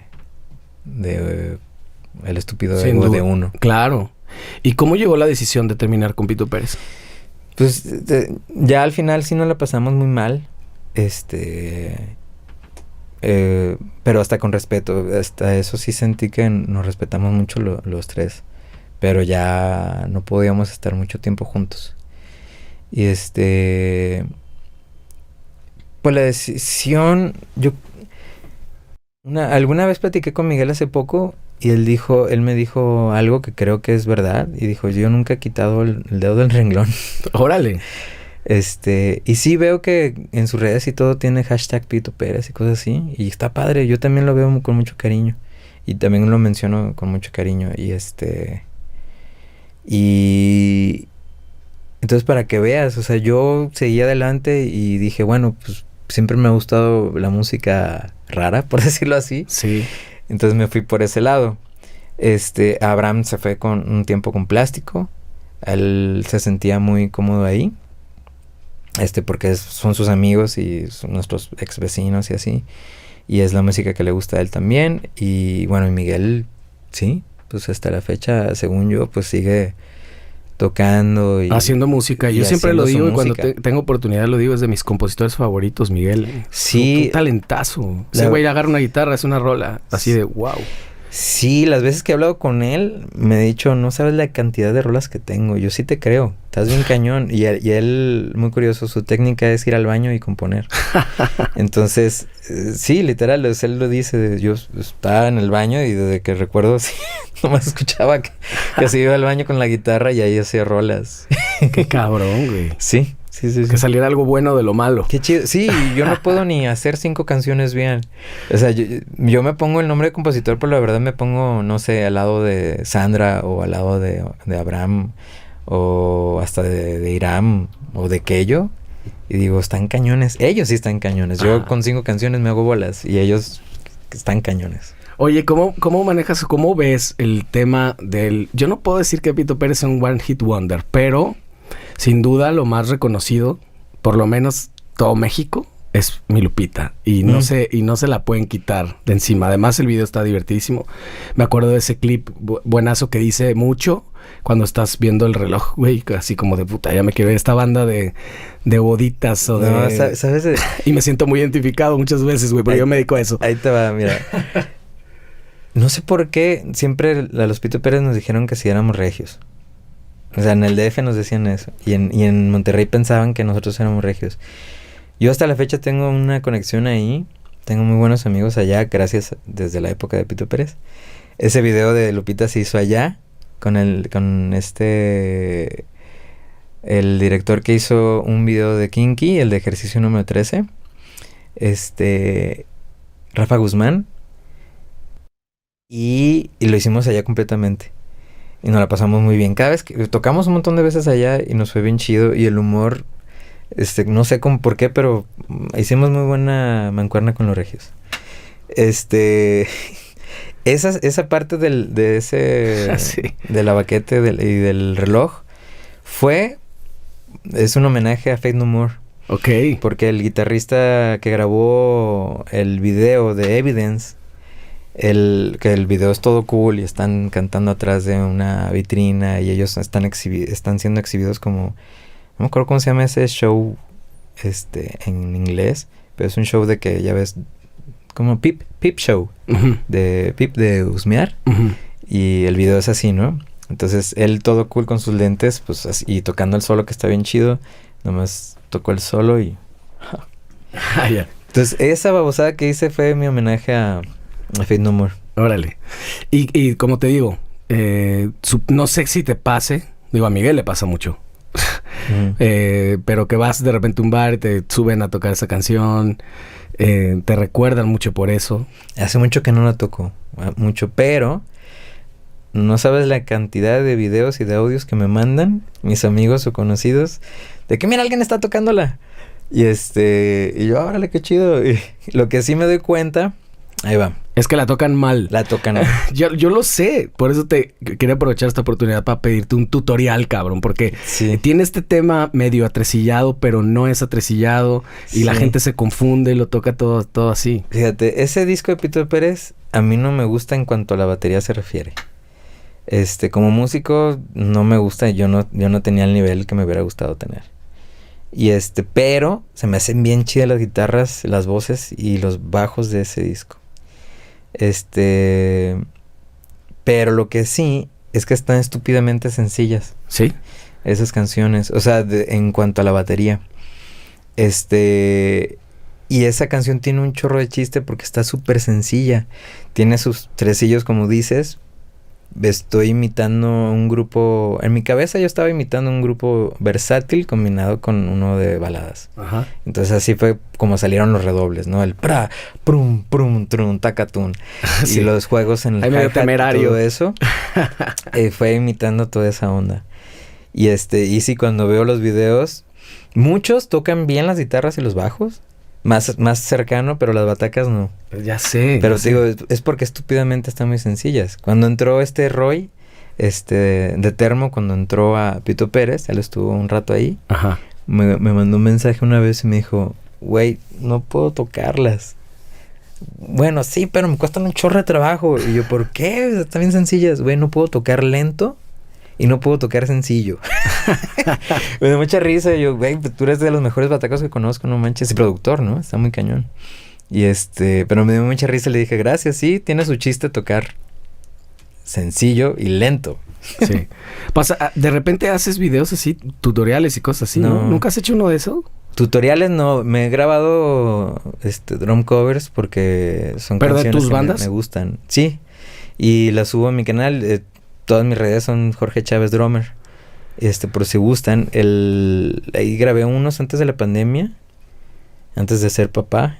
Tenía un poquito más de tiempo. De tiempo, claro. Y y sí, las grabé, pero porque pues dije, bueno, a lo mejor nunca las voy a volver a tocar con ellos. Voy a aprovechar ahorita que le puedes quitar con la tecnología la bataca y grabar encima y subirlas. No lo hice con afán de tener chorro mil likes ni nada, sino como un auto-homenaje a mi trabajo y a mis ex compañeros. Claro. Y por eso de que pues me da risa de no las tocan bien. Exactamente. No, yo te lo iba a decir desde antes, ¿eh? Yo siempre lo he visto, que no lo tocan bien. Entonces, mi Lupita te hace sentir orgulloso, te hace sentir bien, porque muchos dicen, nada más ser recordado por una canción. Yo digo, güey, yo quisiera ser recordado por, aunque sea una canción. Yo creo que el llegar ahí, y en Guadalajara tenemos mucho esto. Yo le preguntaba a Arturo Ibarra con El Final, que son reconocidísimos rostros con El Final, y hay varias bandas que tienen una canción que es la pues, más... por ejemplo, Maná o no sé, o Café, Tacuba o Maldita, yo creo que todos los recordamos por X canción. Y los clavados, pues ya no sabemos más la discografía. Y la gente civil, como me gusta llamarla, que pues es la gente que más bien la música sí la utiliza para tener un buen recuerdo de X parte de su vida, o para pasársela bien a la hora de limpiar su casa, sí, claro. o de estar en el trabajo y no estar agobiado, pero voy a trabajar con la música que me gusta. A eso le llamo civiles. Ese es nuestro trabajo, ¿no? Tratar de hacerles la vida mejor. Claro.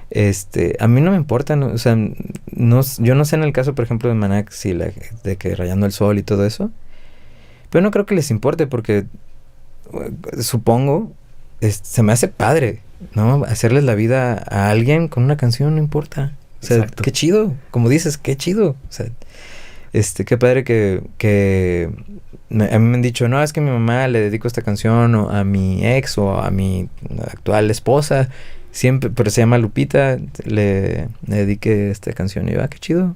Se me hace padre. Es más, Abraham hace poco me mandó un mensaje. Mira, salimos en un programa de Televisa, creo, de esos como de adivinanzas. Ajá. Prefiero morir a no estar contigo. ¿De quién es esta canción? ¡Tang! Ya sabes, de ese tipo de quiz shows. Y era Lupita. O sea que mira, ya están insertos en la cultura mexicana. Sí, qué chido. Y dije, a poca madre, está bien chingón. Sí. No, y gracias, por ejemplo, a esas canciones o a Pito Pérez, pues así también conocí a mi esposa. Fíjate, exactamente. O sea, la conocí años después, pero ella nos fue a ver a Monterrey. No, ahí no la conocí. Tú ni existías nada. en el mundo gracias a, o sea, para ella. Para ella. Gracias a esa banda. Y así fue como nos presentaron. Te voy a presentar al baterista de Pito Pérez. Y mi esposa, qué chido, a mí me gustaba esa banda. Y así fue como empezamos a cotorrear. Chingón. Oye, despuesito de Pito Pérez, entonces, ¿Clon de Mento? Sí, haz de cuenta, nos deshicimos. Siempre cuento esto, pero lo cuento porque aguas. Me deprimí muchísimo. Subí como 10 kilos. Y pues lo que hice fue pues tratar de seguir adelante. Y bueno, ya ir a casas de amigos, a pasar el tiempo y a ver qué voy a hacer, qué es lo que sigue. Y Cano, un amigo, el que era guitarrista y vocalista de Rancho Cucamonga. Uh-huh. Él tenía una casa en Las Águilas. Y ahí empecemos a cotorrear mucho, a ir a tomarnos unas cervezas, a escuchar buena música, a ver películas que nos interesaban. Y así fue como ahí conocí a los Clon de Mento. Alex y Iram estaban allí, creo que Rafa también, Rafa Cortés. Y y ellos estaban así como, órale, pues aquí está el baterista de Pito Pérez, ¿no? Qué chido. Y entonces empezamos a platicar y se dieron cuenta que me gusta la música tipo Mr. Bungle y todo eso. Y yo no sabía que existía Clon de Mento. Me pasaron el disco, el Penthouse Bacteria. Y me gustó un chorro. Y mi entrada ahí, me dijeron, oye, ¿no quieres producir el nuevo disco? Y yo, sí, qué chido, gracias. Eso estaría padre. Porque tenían a Dani Reyes en la bataca. Uh-huh. Y pero luego Dani tenía un montón de chamba. Él tenía 2 trabajos, en el día y en la noche, literal trabajaba. Órale. Para mantener a su familia. Entonces, muy buen bataco. Y pero no tenía tiempo. Entonces empezamos a producir las rolas, que terminó siendo el Carnival Complexia. Y empezamos a producirlas juntos. Pero como Dani no podía presentarse, pues yo empecé a tocar. Y fue cuando ellos me dijeron, oye, y pues, ¿y si hablamos con Dani? Para que, o sea, la verdad, nosotros queremos trabajar y levantarnos más como banda. Y pobre Dani, pues no puede, tiene que mantener a su familia. Y a ti te latería entrarle. Y yo, gracias, sí, qué chido, muchas gracias. Y así fue. Y desconocidísima, o sea, en Guadalajara, qué chido que aquí tienen su culto. Uh-huh. Pero yo entré más en esa banda como productor, luego baterista, y luego también empecé a fungir más como manager junto con el Sergio Monkey Rueda. Uh-huh. Y a tratar de levantar un poco más esa banda, ¿no? Y hacerla más conocida y a llevarla a gente como Jerry Rosado de Intolerancia en el DF. Tocamos allá en el Chopo, hicimos un par de fechas en el DF. Yo me puse la meta desde niño, fíjate, de conocer a Mike Patton. Dije, tengo que conocerlo, sé que nos vamos a llevar bien. No sé, veo sus entrevistas y digo, me cae bien, quiero conocerlo. Y no es por groupie, sino o sea, claro que lo admiro. Pero no, yo siento que me voy a llevar bien con él. Entonces lo fui a ver a Patton. Él tocaba con una banda de Italia. Bien chida. Moví cielo, mar y tierra para conocernos. El ingeniero de su... era Daniel Goldaracena, el guitarrista de Los Nena, que es mi banda favorita mexicana. Y Daniel me dijo, sí, yo te lo presento, es poca madre, a huevo. Y ahí de hecho también Clon de Mento y Los Nena hicimos ahí una muy buena mancuerna. Él fue el ingeniero y productor del disco Carnival Complexia. Abel Membrillo, en paz descanse, vocalista de Los Nena, también estuvo presente, grabó canciones de Clon de Mento. Y y todas esas cosas se dieron muy, muy padres, gracias a la música y todo eso. Patton, lo conocí, nos llevamos muy bien, nos fuimos de juerga a Plaza Garibaldi, Y salimos abrazados, todos borrachos a las 10 de la mañana, ¿no? Y bien chido, y él bien bueno, oye, pásame tu teléfono, yo te voy a pasar el mío, vamos a seguir en contacto, y pásame tu música. Y yo, qué chido. Y todo se dio muy natural. Muy, muy padre. Y bien alucinante, ¿no te llegó la resaca y dijiste, sí pasó o lo soñé? Yo seguía borracho, la verdad. Al día siguiente fuimos a comer tacos y yo todavía seguía, y yo creo que él también, pero muy, muy, o sea, muy padre la relación. Y efectivamente, como lo habías pensado, sí se llevaron muy bien. Sí, y hasta la fecha seguimos en contacto, y la verdad es que sí lo quiero, o sea, nos llevamos muy bien. Hay veces que nos escribimos o nos marcamos así de, ¿cómo estás? Son amigos. Sí. Y no lo digo con presunción, lo digo de que qué padre que uno de tus ídolos, claro. Porque a todos, yo creo, más de una ocasión, X músico dice, es que a mí me da miedo conocer a mi ídolo porque a lo mejor... se me cae. Ajá, y no, en esa ocasión con él, o con Alex, pues, por ejemplo... No manches, o sea, la verdad es que los quiero, me llevo muy bien. Pero con Mike Patton estuvo muy cabrón porque me contaste al inicio, te gustaba Mr. Bungle desde hacía muchísimos años. Sí, y se dio muy natural con lo de Clondemento y así. Entonces, a lo que voy con esto es que yo traté de que Clondemento pues trabajáramos, ¿no? Y que hiciéramos una banda un poco más conocida o hasta donde pudiera ese género dar. Por esa relación que tú tienes con Mike Patton, sí, ya has tenido desde hace ya varios años, ¿fue que hicieron el show en el Telmex acá en Guadalajara? Sí, justo los Nena le abrieron a Faith No More en el DF, y fue porque Patton dijo, yo quiero que los Nena en el DF y los Clondemento en Guadalajara. Y aquí pues también me llevo bien con Jaime Gómez, del Telmex.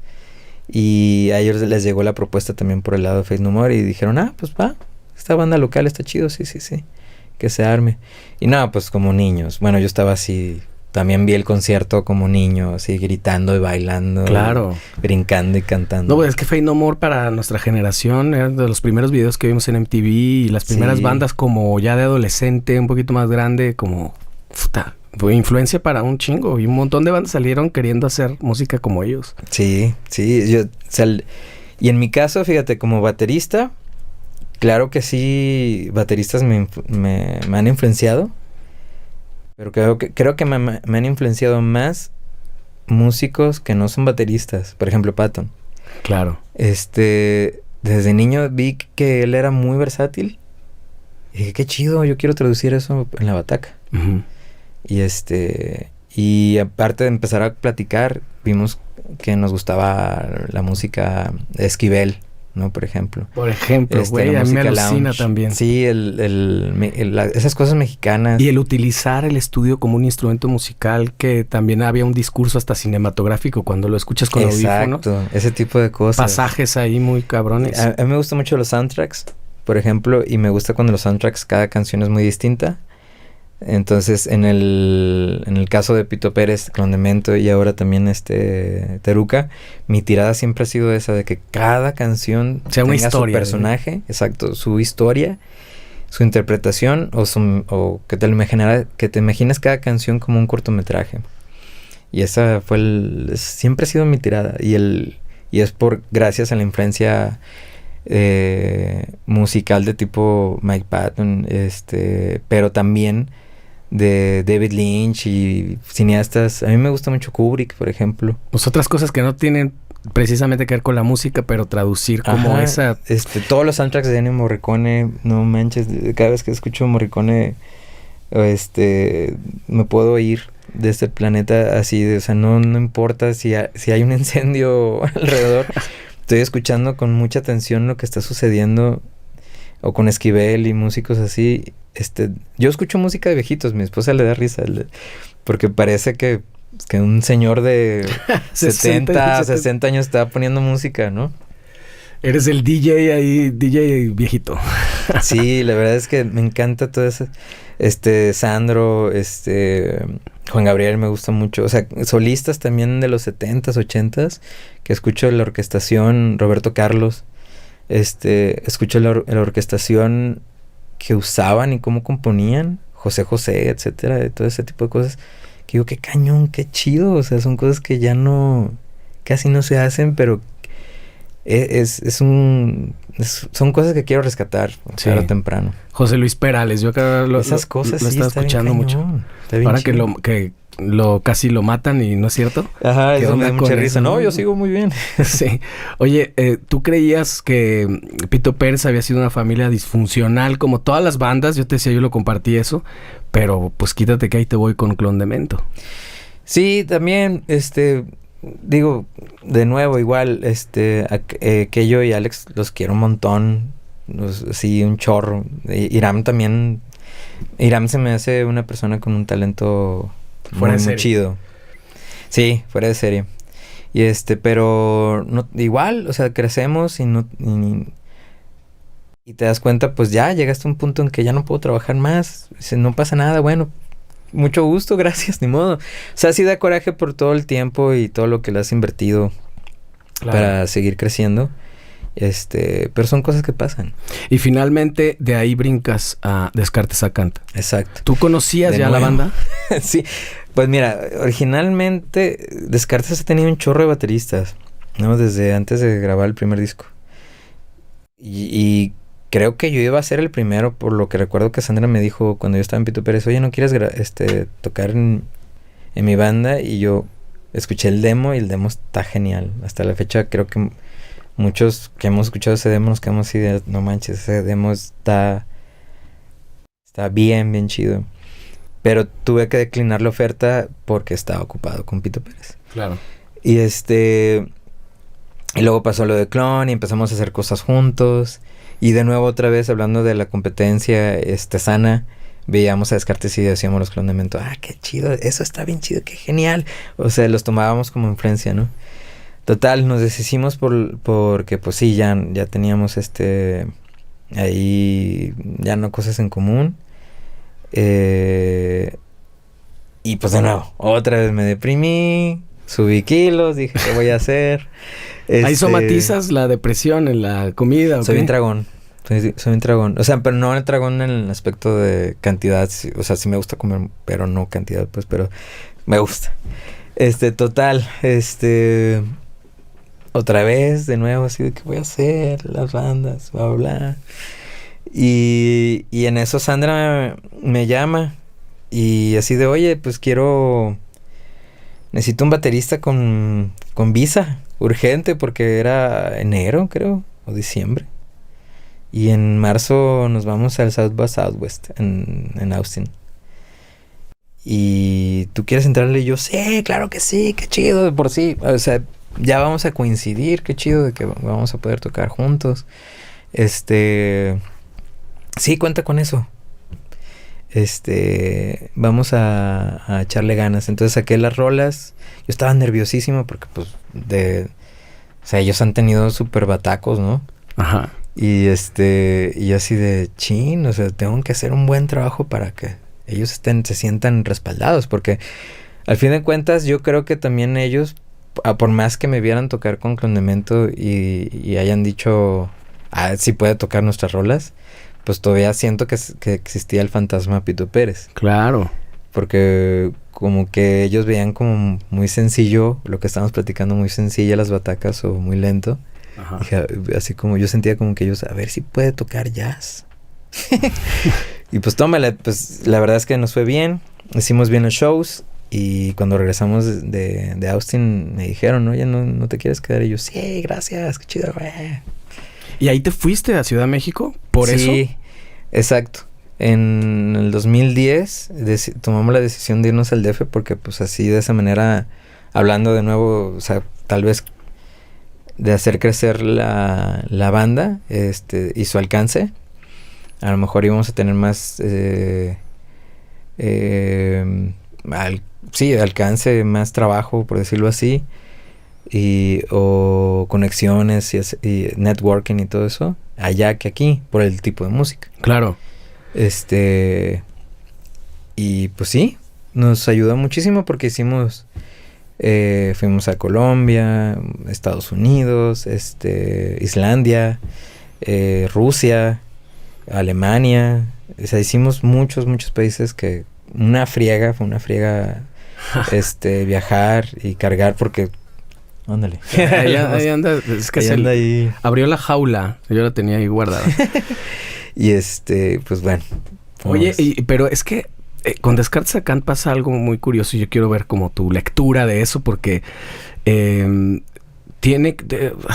difícil decir una banda mainstream o no, pero esta es una banda que luego catalogan fácilmente como de culto. Quiero decir que más bien yo lo que veo es que tienen como unos fans muy fieles que luego va creciendo la cantidad, pero sin duda no es una banda, digamos, tan sencillo de estarla metiendo en cualquier lugar. Sí, o no es una banda que escuchas tan fácil, en el carro para ir a trabajar. O trapeando, como dices. Sí, no.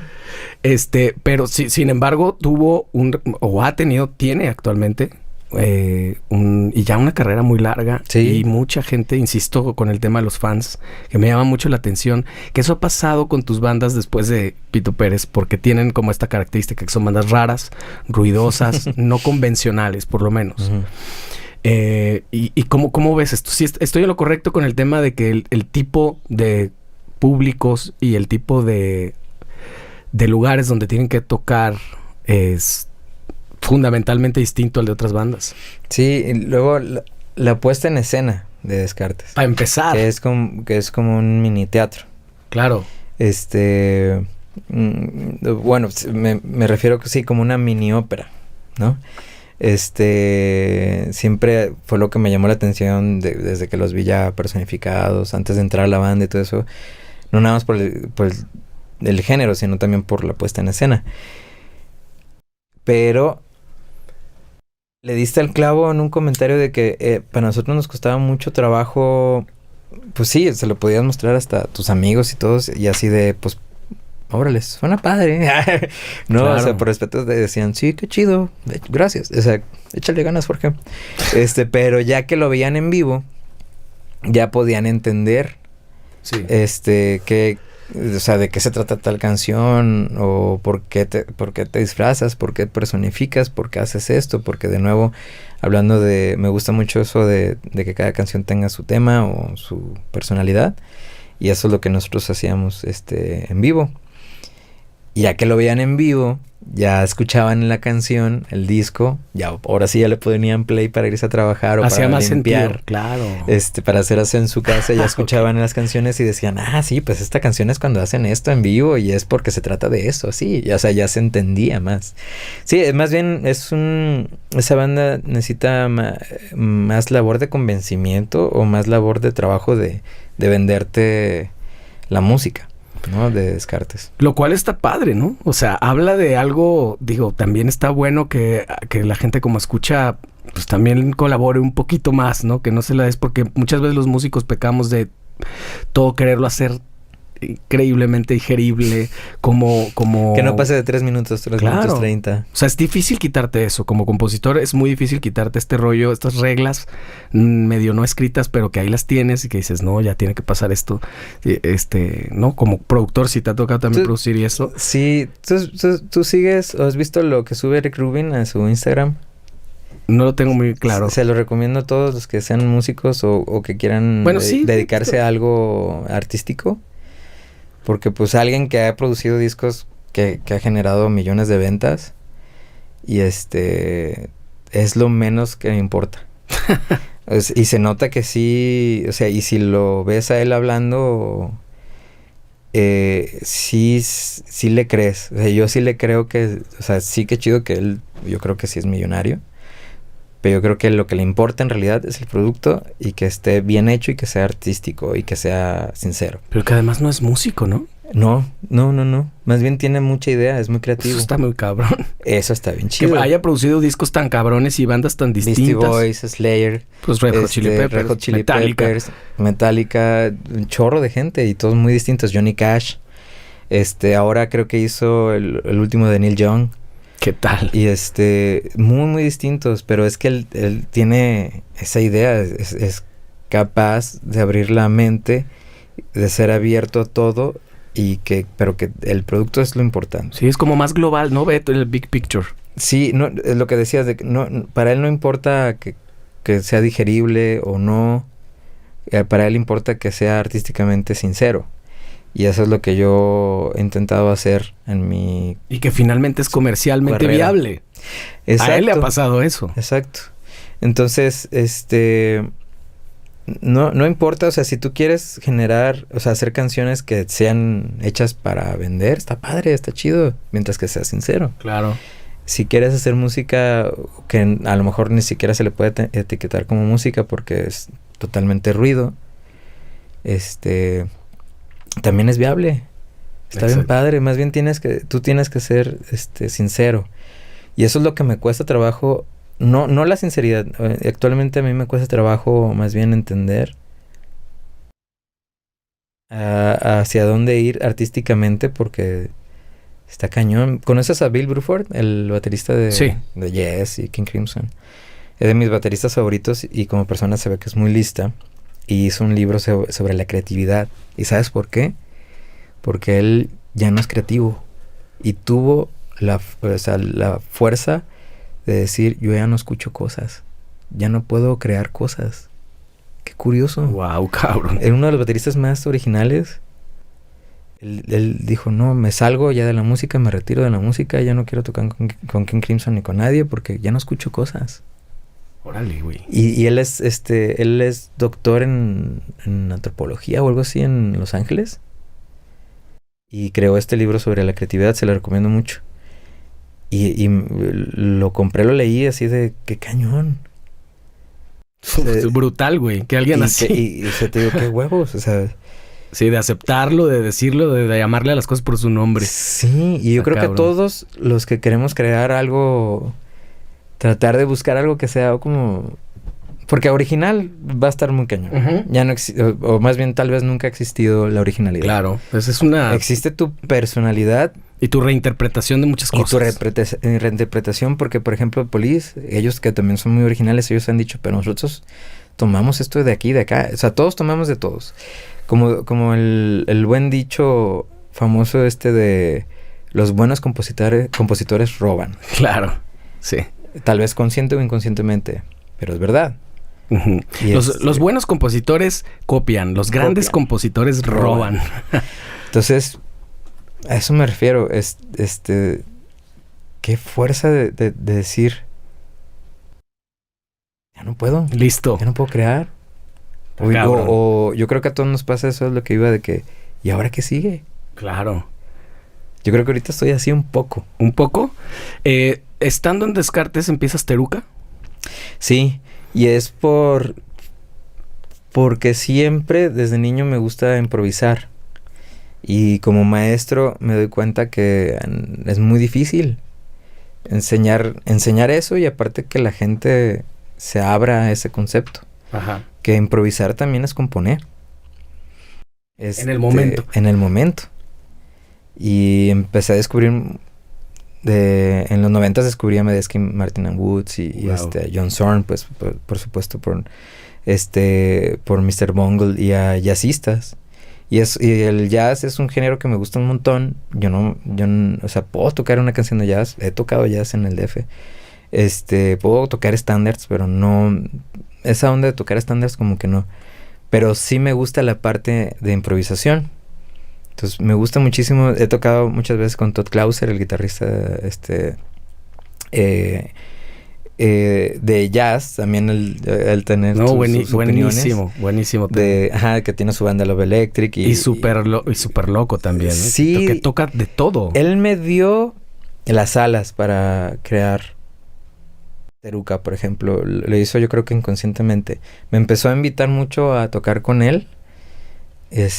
Y tenía un proyecto que se llamaba Chant, que era pues totalmente abierto todo y a sus señas. Él tiene señas en vivo donde nos decía, ahora tú improvisas, ahora tú no, ahora tú quédate en base y así, ¿no?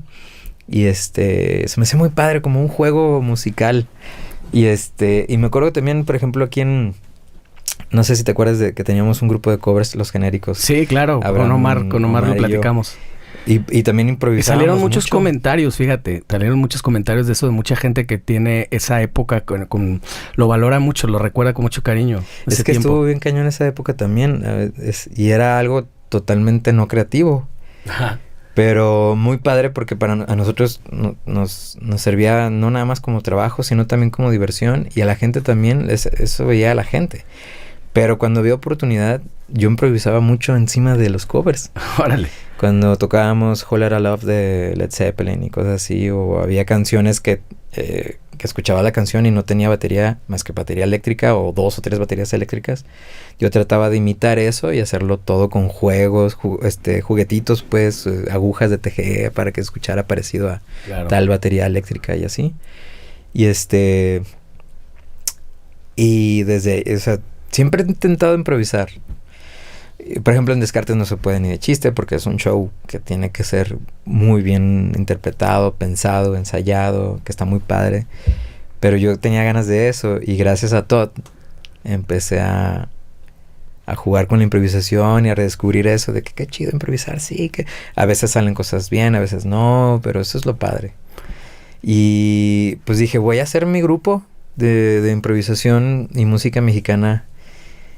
Y di con el nombre de Teruca. Teruca significa huichol. Huichol significa escorpión. Yo soy escorpión, es un animal que me gusta. Y es un animal muy importante para los rituales musicales de los huicholes, hasta donde sé. Y me gusta cómo se oye y todo, y usar estas como... Con mucho respeto uso esas máscaras y tradiciones huicholas. Y aparte yo que soy de acá de Guadalajara y que son muy del estado de Jalisco y de Nayarit y así. Entonces dije, por ahí va la cosa. Y empecé a reunirme con músicos que residían en el DF, que no eran del DF, que conocí a través de Todd Clauser. Y empezamos a crear en conjunto estas canciones de Teruca, pero con ideas mías. ¿Y qué encontraste? ¿Qué has encontrado en Teruca o es simplemente un camino de búsqueda aún? Yo creo que sí, es un camino de búsqueda.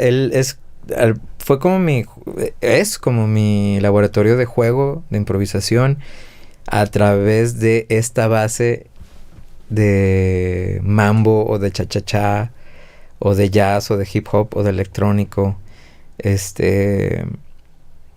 Pero dije, no, pero hay grupos que lo hacen muy bien, que agarran lo folclórico y lo hacen bien chido. Yo quiero agarrar lo folclórico y hacerlo a mi manera. Yo creo que también por ahí sale también hasta la influencia Pito Pérez, tal vez, de que está chusca, está graciosa, está naca a veces la música de Teruca.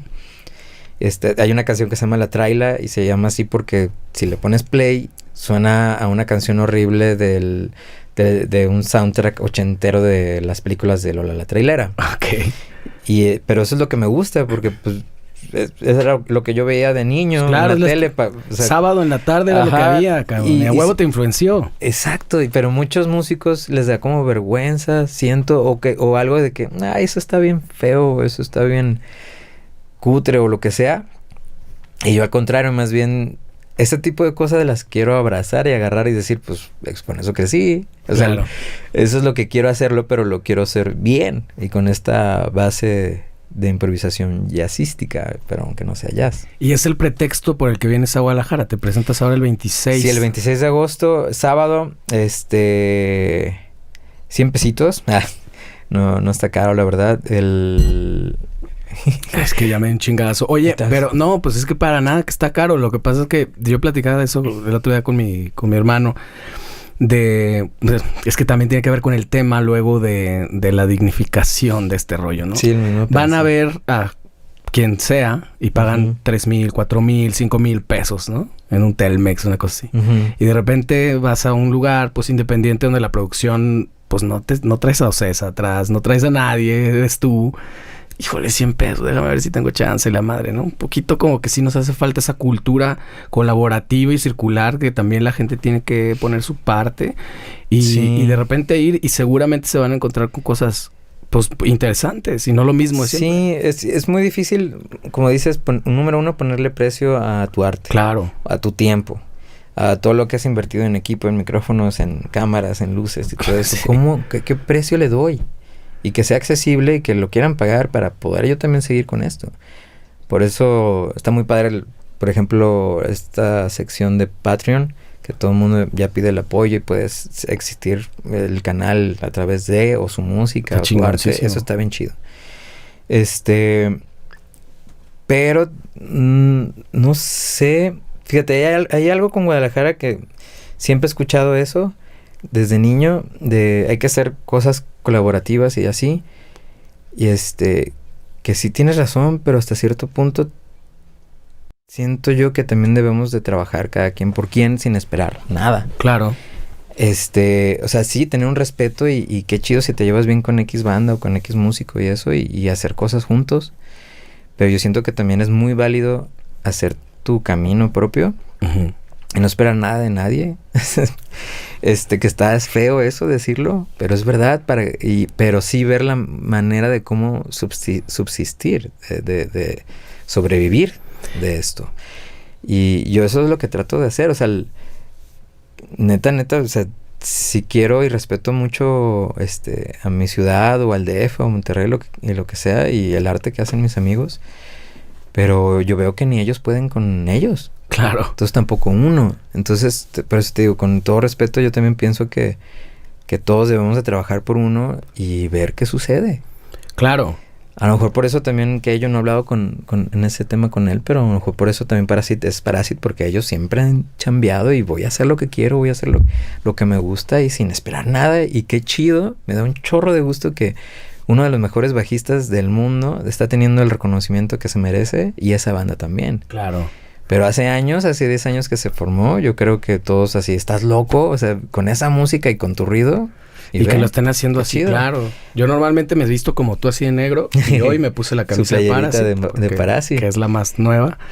Y de nuevo, sí. hay que tomar... Yo tengo mucha influencia de aquello hasta por ese lado, de que digo, qué chido lo que le está sucediendo a él. Sí, de visión en la vida en general. Sí. Hasta como padre lo admira hasta uno. Como padre, exacto. Entonces, eso es lo que voy. Entonces no quiero que se me malinterprete las palabras. Yo te entiendo perfecto, y sí creo que es una labor misma de la banda y además tiene una corriente ahí medio estoica que puede parecer... Sí, exacto. Puede parecer medio mal visto como ¿cómo se dice? Pesimista.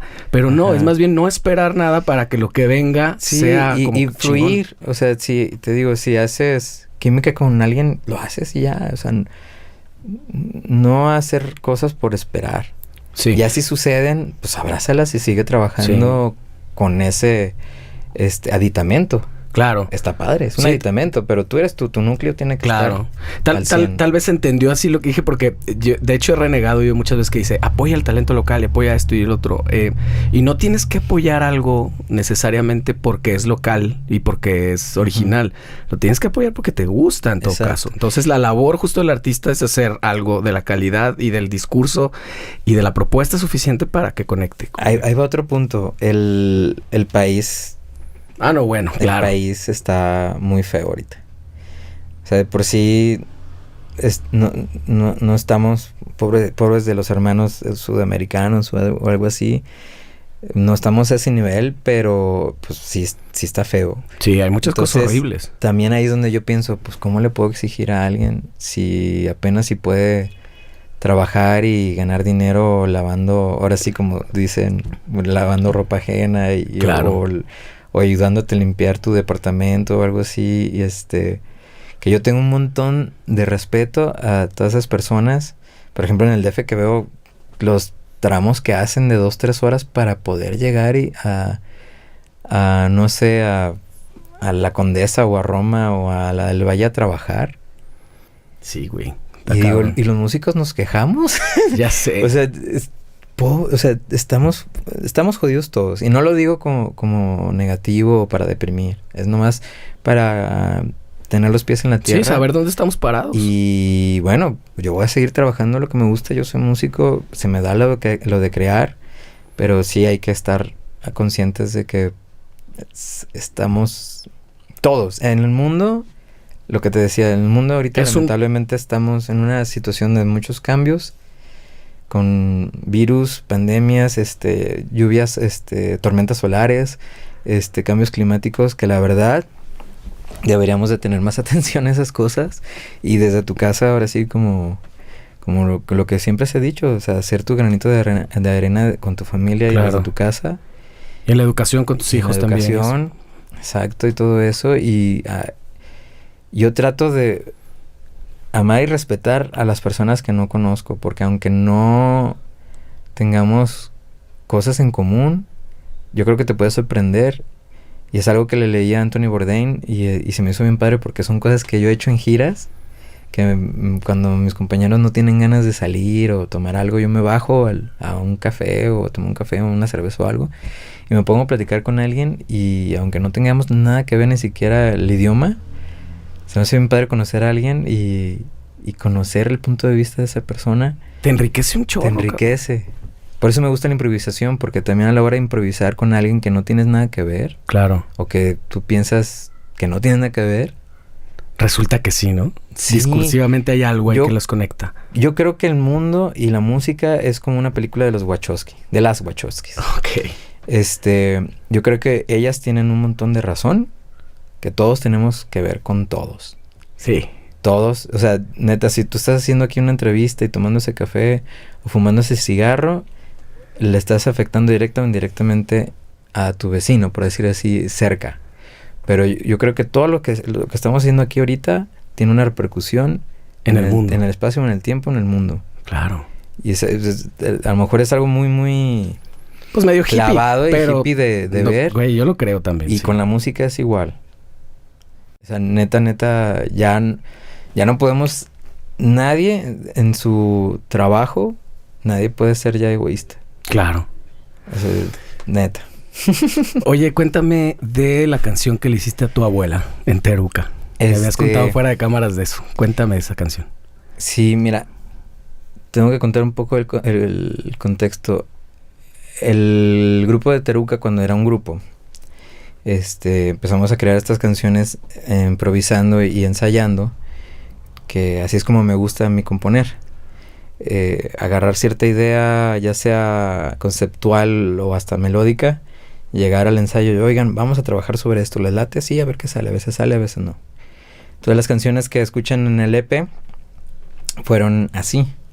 Yo les decía, vamos a hacer una canción de una cerveza que nunca se acaba, una leyenda. Ok. Y que tenga música banda y hip hop y metal y prehispánico. Entonces, por así empezábamos.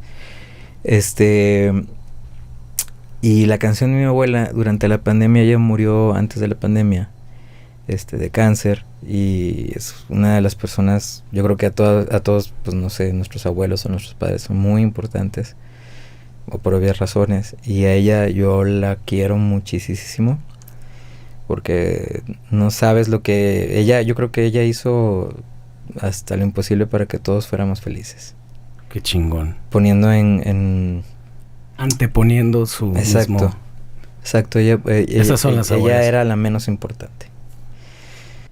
Y ese amor de veras, nada ególatra, me inspiró, porque ella siempre me decía, oye, ¿cuándo me vas a tocar una canción en la guitarra? Y yo, sí, luego. Y porque toco guitarra, pero no me creo guitarrista. Y bueno, sucedió, se fue, nunca se quejó de su cáncer. Ella ya tenía y nadie sabía, porque ella nunca decía nada.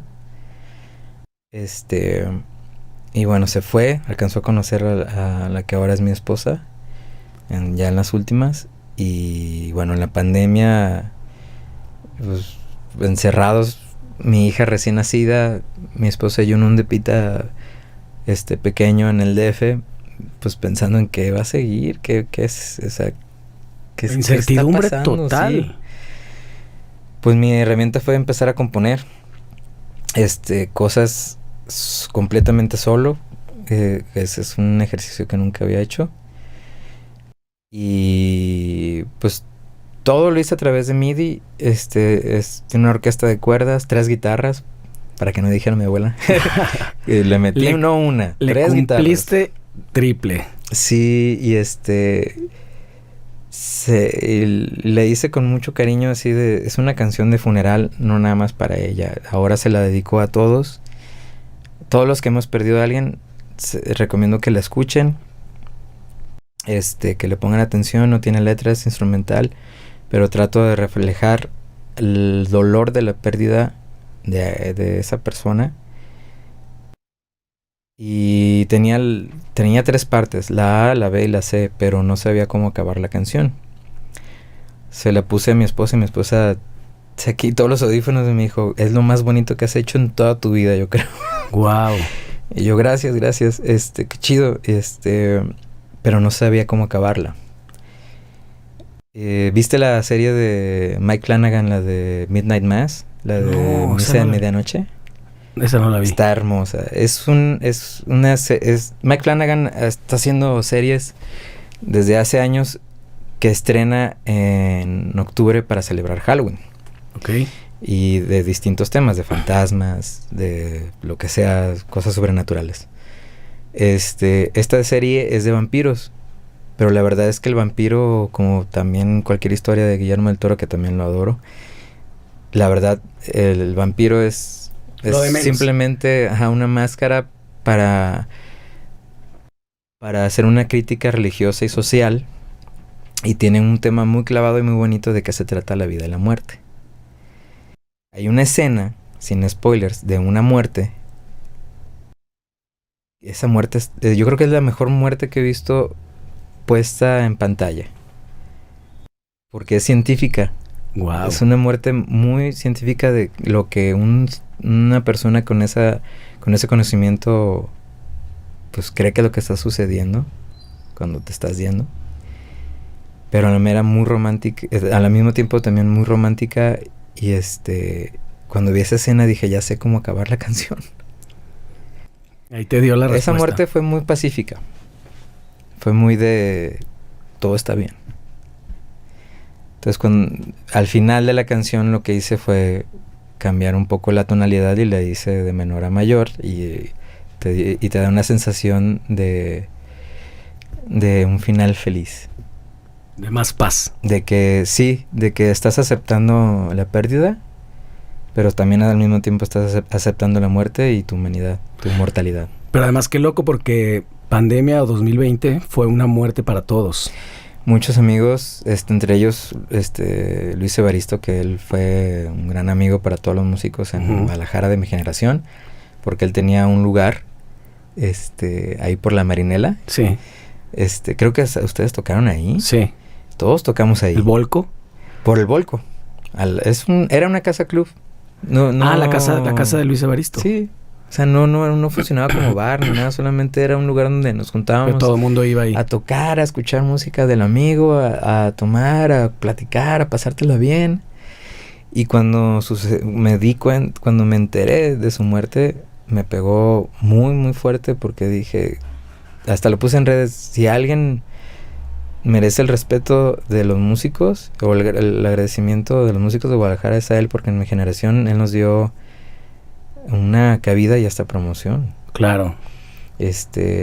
Nos dio un lugar donde ser nosotros. Uh-huh. Y de crear, si hay una cosa cercana a escena, eso ahí se creó en ese tiempo. Sí, y en esa canción de mi abuela también le hice a él no una canción, más bien como un tema. Ya ves lo que dicen en el cine, un motif. Uh-huh. Y y fue cuando también me di cuenta con el nacimiento de mi hija y toda la mortalidad de cada quien. Y el respeto, pues, que le tienes que dar a cada quien. No importa quién sea o qué sea. Y cada pequeña muerte o cada muerte tiene un pequeño nacimiento o viceversa. El nacimiento, digo, yo soy papá también de 2 hijos y el nacimiento tiene esta cosa dual con muerte, vida, que todo el tiempo es estar... La misma vida es una batalla ganada todos los días ante la muerte, Sí. pero que eventualmente la vas a perder. Y mira, y tengo que hacer también mención de algo que estábamos platicando detrás de cámaras. Ajá. Y es que es impresionante el número de personas que he conocido que quiere acabar con su vida después de la pandemia. Yo también me incluyo, la verdad. Y y le agradezco a mi familia que por ellos estoy aquí. Bueno, esto sí es fuerte, pero tengo que mencionarlo porque quiero que sepan todos que no están solos. Claro. O sea, más de un amigo me ha dicho últimamente. Y son gente que tú dices, usted no tiene broncas, tiene un buen trabajo, gana bien.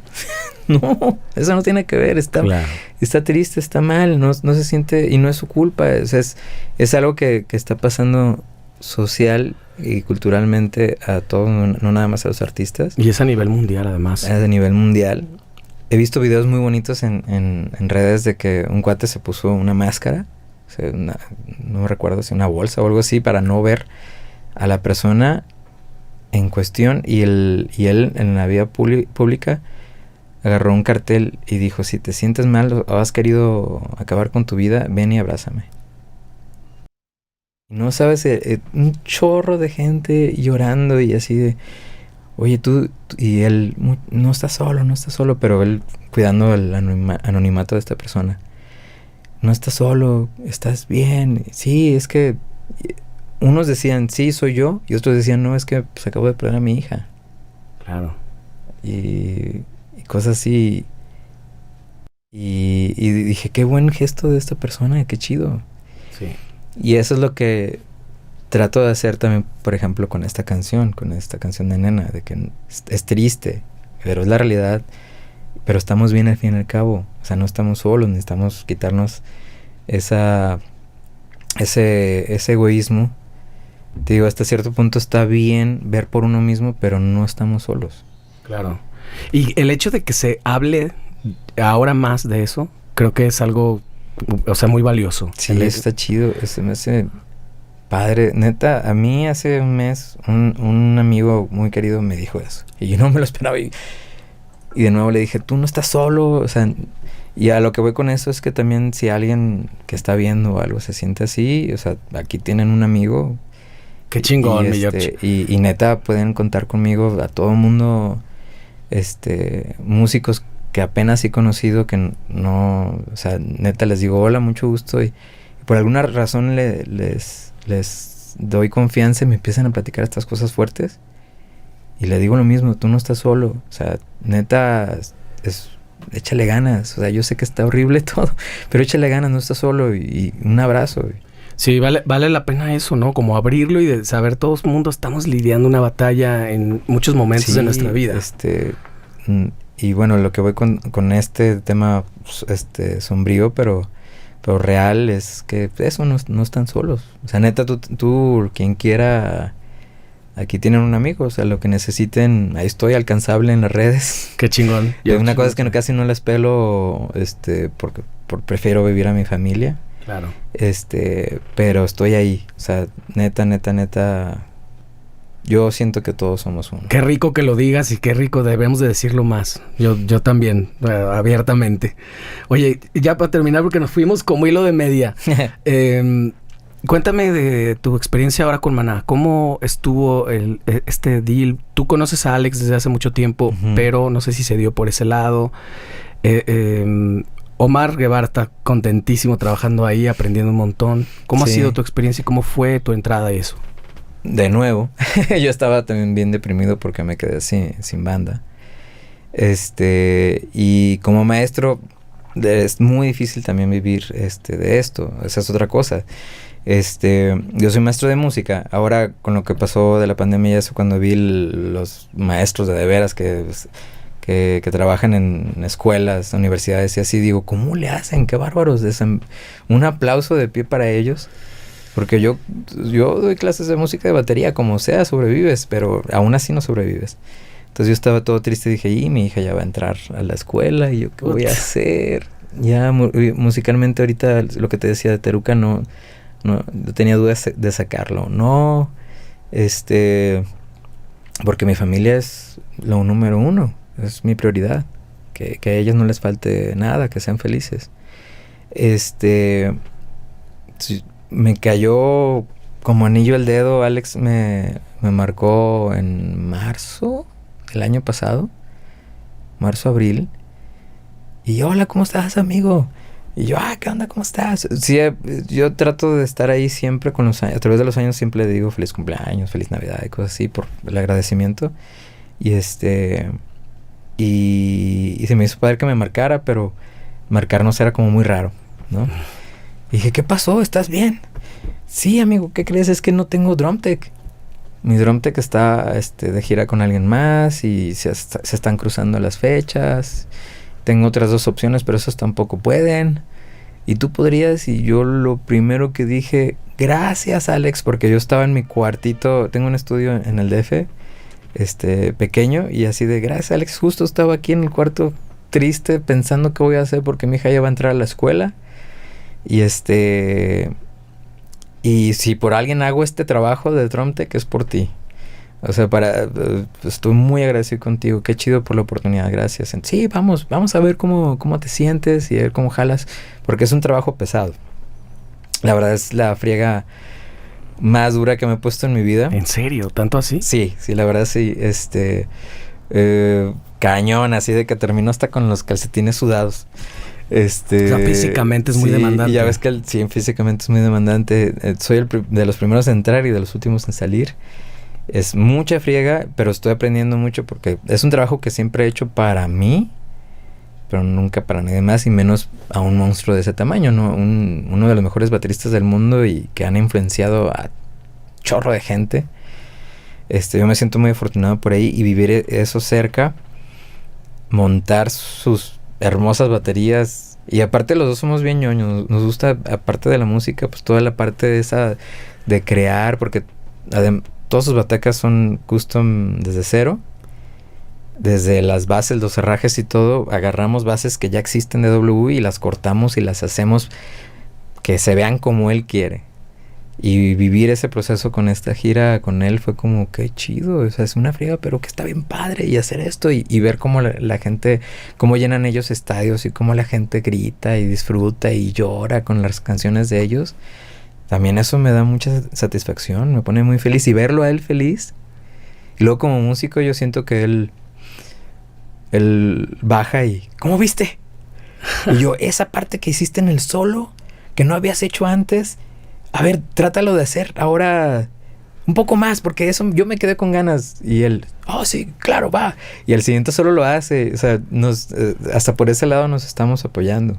Qué chingo. Y sí, como Mar con Sergio. Uh-huh. De que si yo siento que se siente apoyado, o sea, que se siente tranquilo por la parte técnica, pero también por la parte musical, puede él estar también tranquilo, seguro que estoy ahí, y yo le voy a decir la verdad, nunca le voy a decir mentiras. De que qué chido estuvo ese feel. Yo cada rato le digo, estás bien cañón con tus redobles, con tus feels, mendigo. Sí, todo el tiempo estoy improvisando y se nota, pero los hace con un sabor que ahí es donde digo, saca su sabor cubano, está muy cañón. Y siempre le pido, dame tips. Es lo que me falta a mí, hacer como redobles así. O sea, y que además chido. Constantemente está evolucionando. Un artista de ese nunca tamaño. Repite. Eso es lo que... No está repitiendo. Él solo lo tiene muy bien pensado, muy bien organizado. Está bien chido, como tipo Neil Peart, que también lo tenía Neil Peart, perdón. Lo tenía muy bien pensado. Pero está improvisando todo el tiempo. Y eso qué chido como músico. Sí, y es alguien que además, como te decía, sigue avanzando, pues no se quedó en un nivel y ya. Yo lo he visto, digo, obviamente en videos y así, de que está tocando bien cabrón. Sí, la oye, verdad es que a su edad, tocando bien cabrón. No, y pues brincando y todo, haciendo todo. Todo el show, y claro. Está muy, muy cañón, no porque sea... Te gusta o no, nada, la verdad tienes que apreciar lo grandes y lo buenos que son. En conjunto y también como músicos, ¿no? Pero, o sea, como por ejemplo él ha logrado cosas bien, bien chidas que yo lo veo como mi hermano, ¿sabes? Así como mi hermano mayor, el que le digo, ay, le quiero aprender todo esto a él, qué chido, o sea, y él todavía sigue aprendiendo y es muy abierto y está escuchando cosas nuevas todo el tiempo, nos ponemos canciones, yo le pongo de Hong Kong the Opera, que es una de mis bandas favoritas y él así de, oye, está bien chido eso. Y a ver, te voy a poner esto. Yo no conocía Turnstile. Y me lo puse y yo, Turnstile está bien chido. O sea, así nos la pasamos todos ñoños. Qué chingón. Y además te ha tocado, pues, estar girando por un montón de lados donde no habías alcanzado a ir con tus bandas. Y estar viviendo el sueño un poquito, pues, de la parte de atrás. Pero cuando va un show va súper bien, pues te sientes parte de, porque claro sí, que tu trabajo tuvo que ver con eso, ¿no? Sabes, te digo, me siento muy, muy feliz cuando los veo ellos muy felices. Y están en un momento además muy contentos, ¿no? Ellos están muy, la verdad los veo como núcleo y le digo, así de, neta, sentía la banda como banda. Qué chido. Y la verdad es que yo he visto los shows de Maná desde el 92. Ajá. Trato de no perderme una gira. Me gusta verlos. Desde niño. Y obvio por él, claro. Pero porque yo crecí con el Donde Jugarán. Claro. Yo no voy a negar eso porque yo no tengo, como dicen... ¿Complejos o qué? No, los gustos culposos. Yo no tengo eso. No. Yo también siempre lo digo. A mí me gusta. Y me sé de memoria el disco. Sí, igual. Se me hace una obra de arte. Y se me hace todo al trancazo. Todo es como un disco de Pantera o de Nirvana o lo que sea. Todo está en su lugar. Todo está perfecto. Todo está hermoso. Sí. Y ver eso reproducido en vivo y que lo hagan aún mejor, digo, qué chido. Y cuando los veo ahora como técnico, a ellos felices, no manches, neta no, eso me pone muy, muy, muy feliz. Y es satisfactorio también, ¿no? Como músico, porque finalmente también estás aportando desde otro lado una cosa que sí. Yo estoy seguro que nunca te lo hubieras imaginado cuando empezaste a tocar. No, nunca me imaginé estar ahí y te digo, ya a ese nivel. Y se me hace muy padre que él es muy clavado, muy, muy, muy clavado. Yo creo que es él y Fer son los más clavados de esa banda. Y yo trato de hacer pues, mi trabajo al nivel que él quiere, ¿no? Y lo que voy es, él le gusta mucho afinar y sabe afinar muy bien. Y cuando yo meto mi cuchara, ahorita ya me da... Así date. ¿En serio? No manches, ha habido días que yo estoy bien traumado por cómo dejé la batería afinada y el ingeniero está bien feliz. Que no manches, suena poca madre, qué chingón. Y él llega y toca y da un show que digo, no manches, él tocó así impecable y baja así, no manches, me sentí muy bien. Yo siento que también tuvo que ver desde ahí, ¿no? De que él me decía, no manches, la batería sonaba riquísimo, gracias, qué chido. Una vez en Los Ángeles fueron la gente de W y de Paist y todos ellos, pues nos conocemos también de años.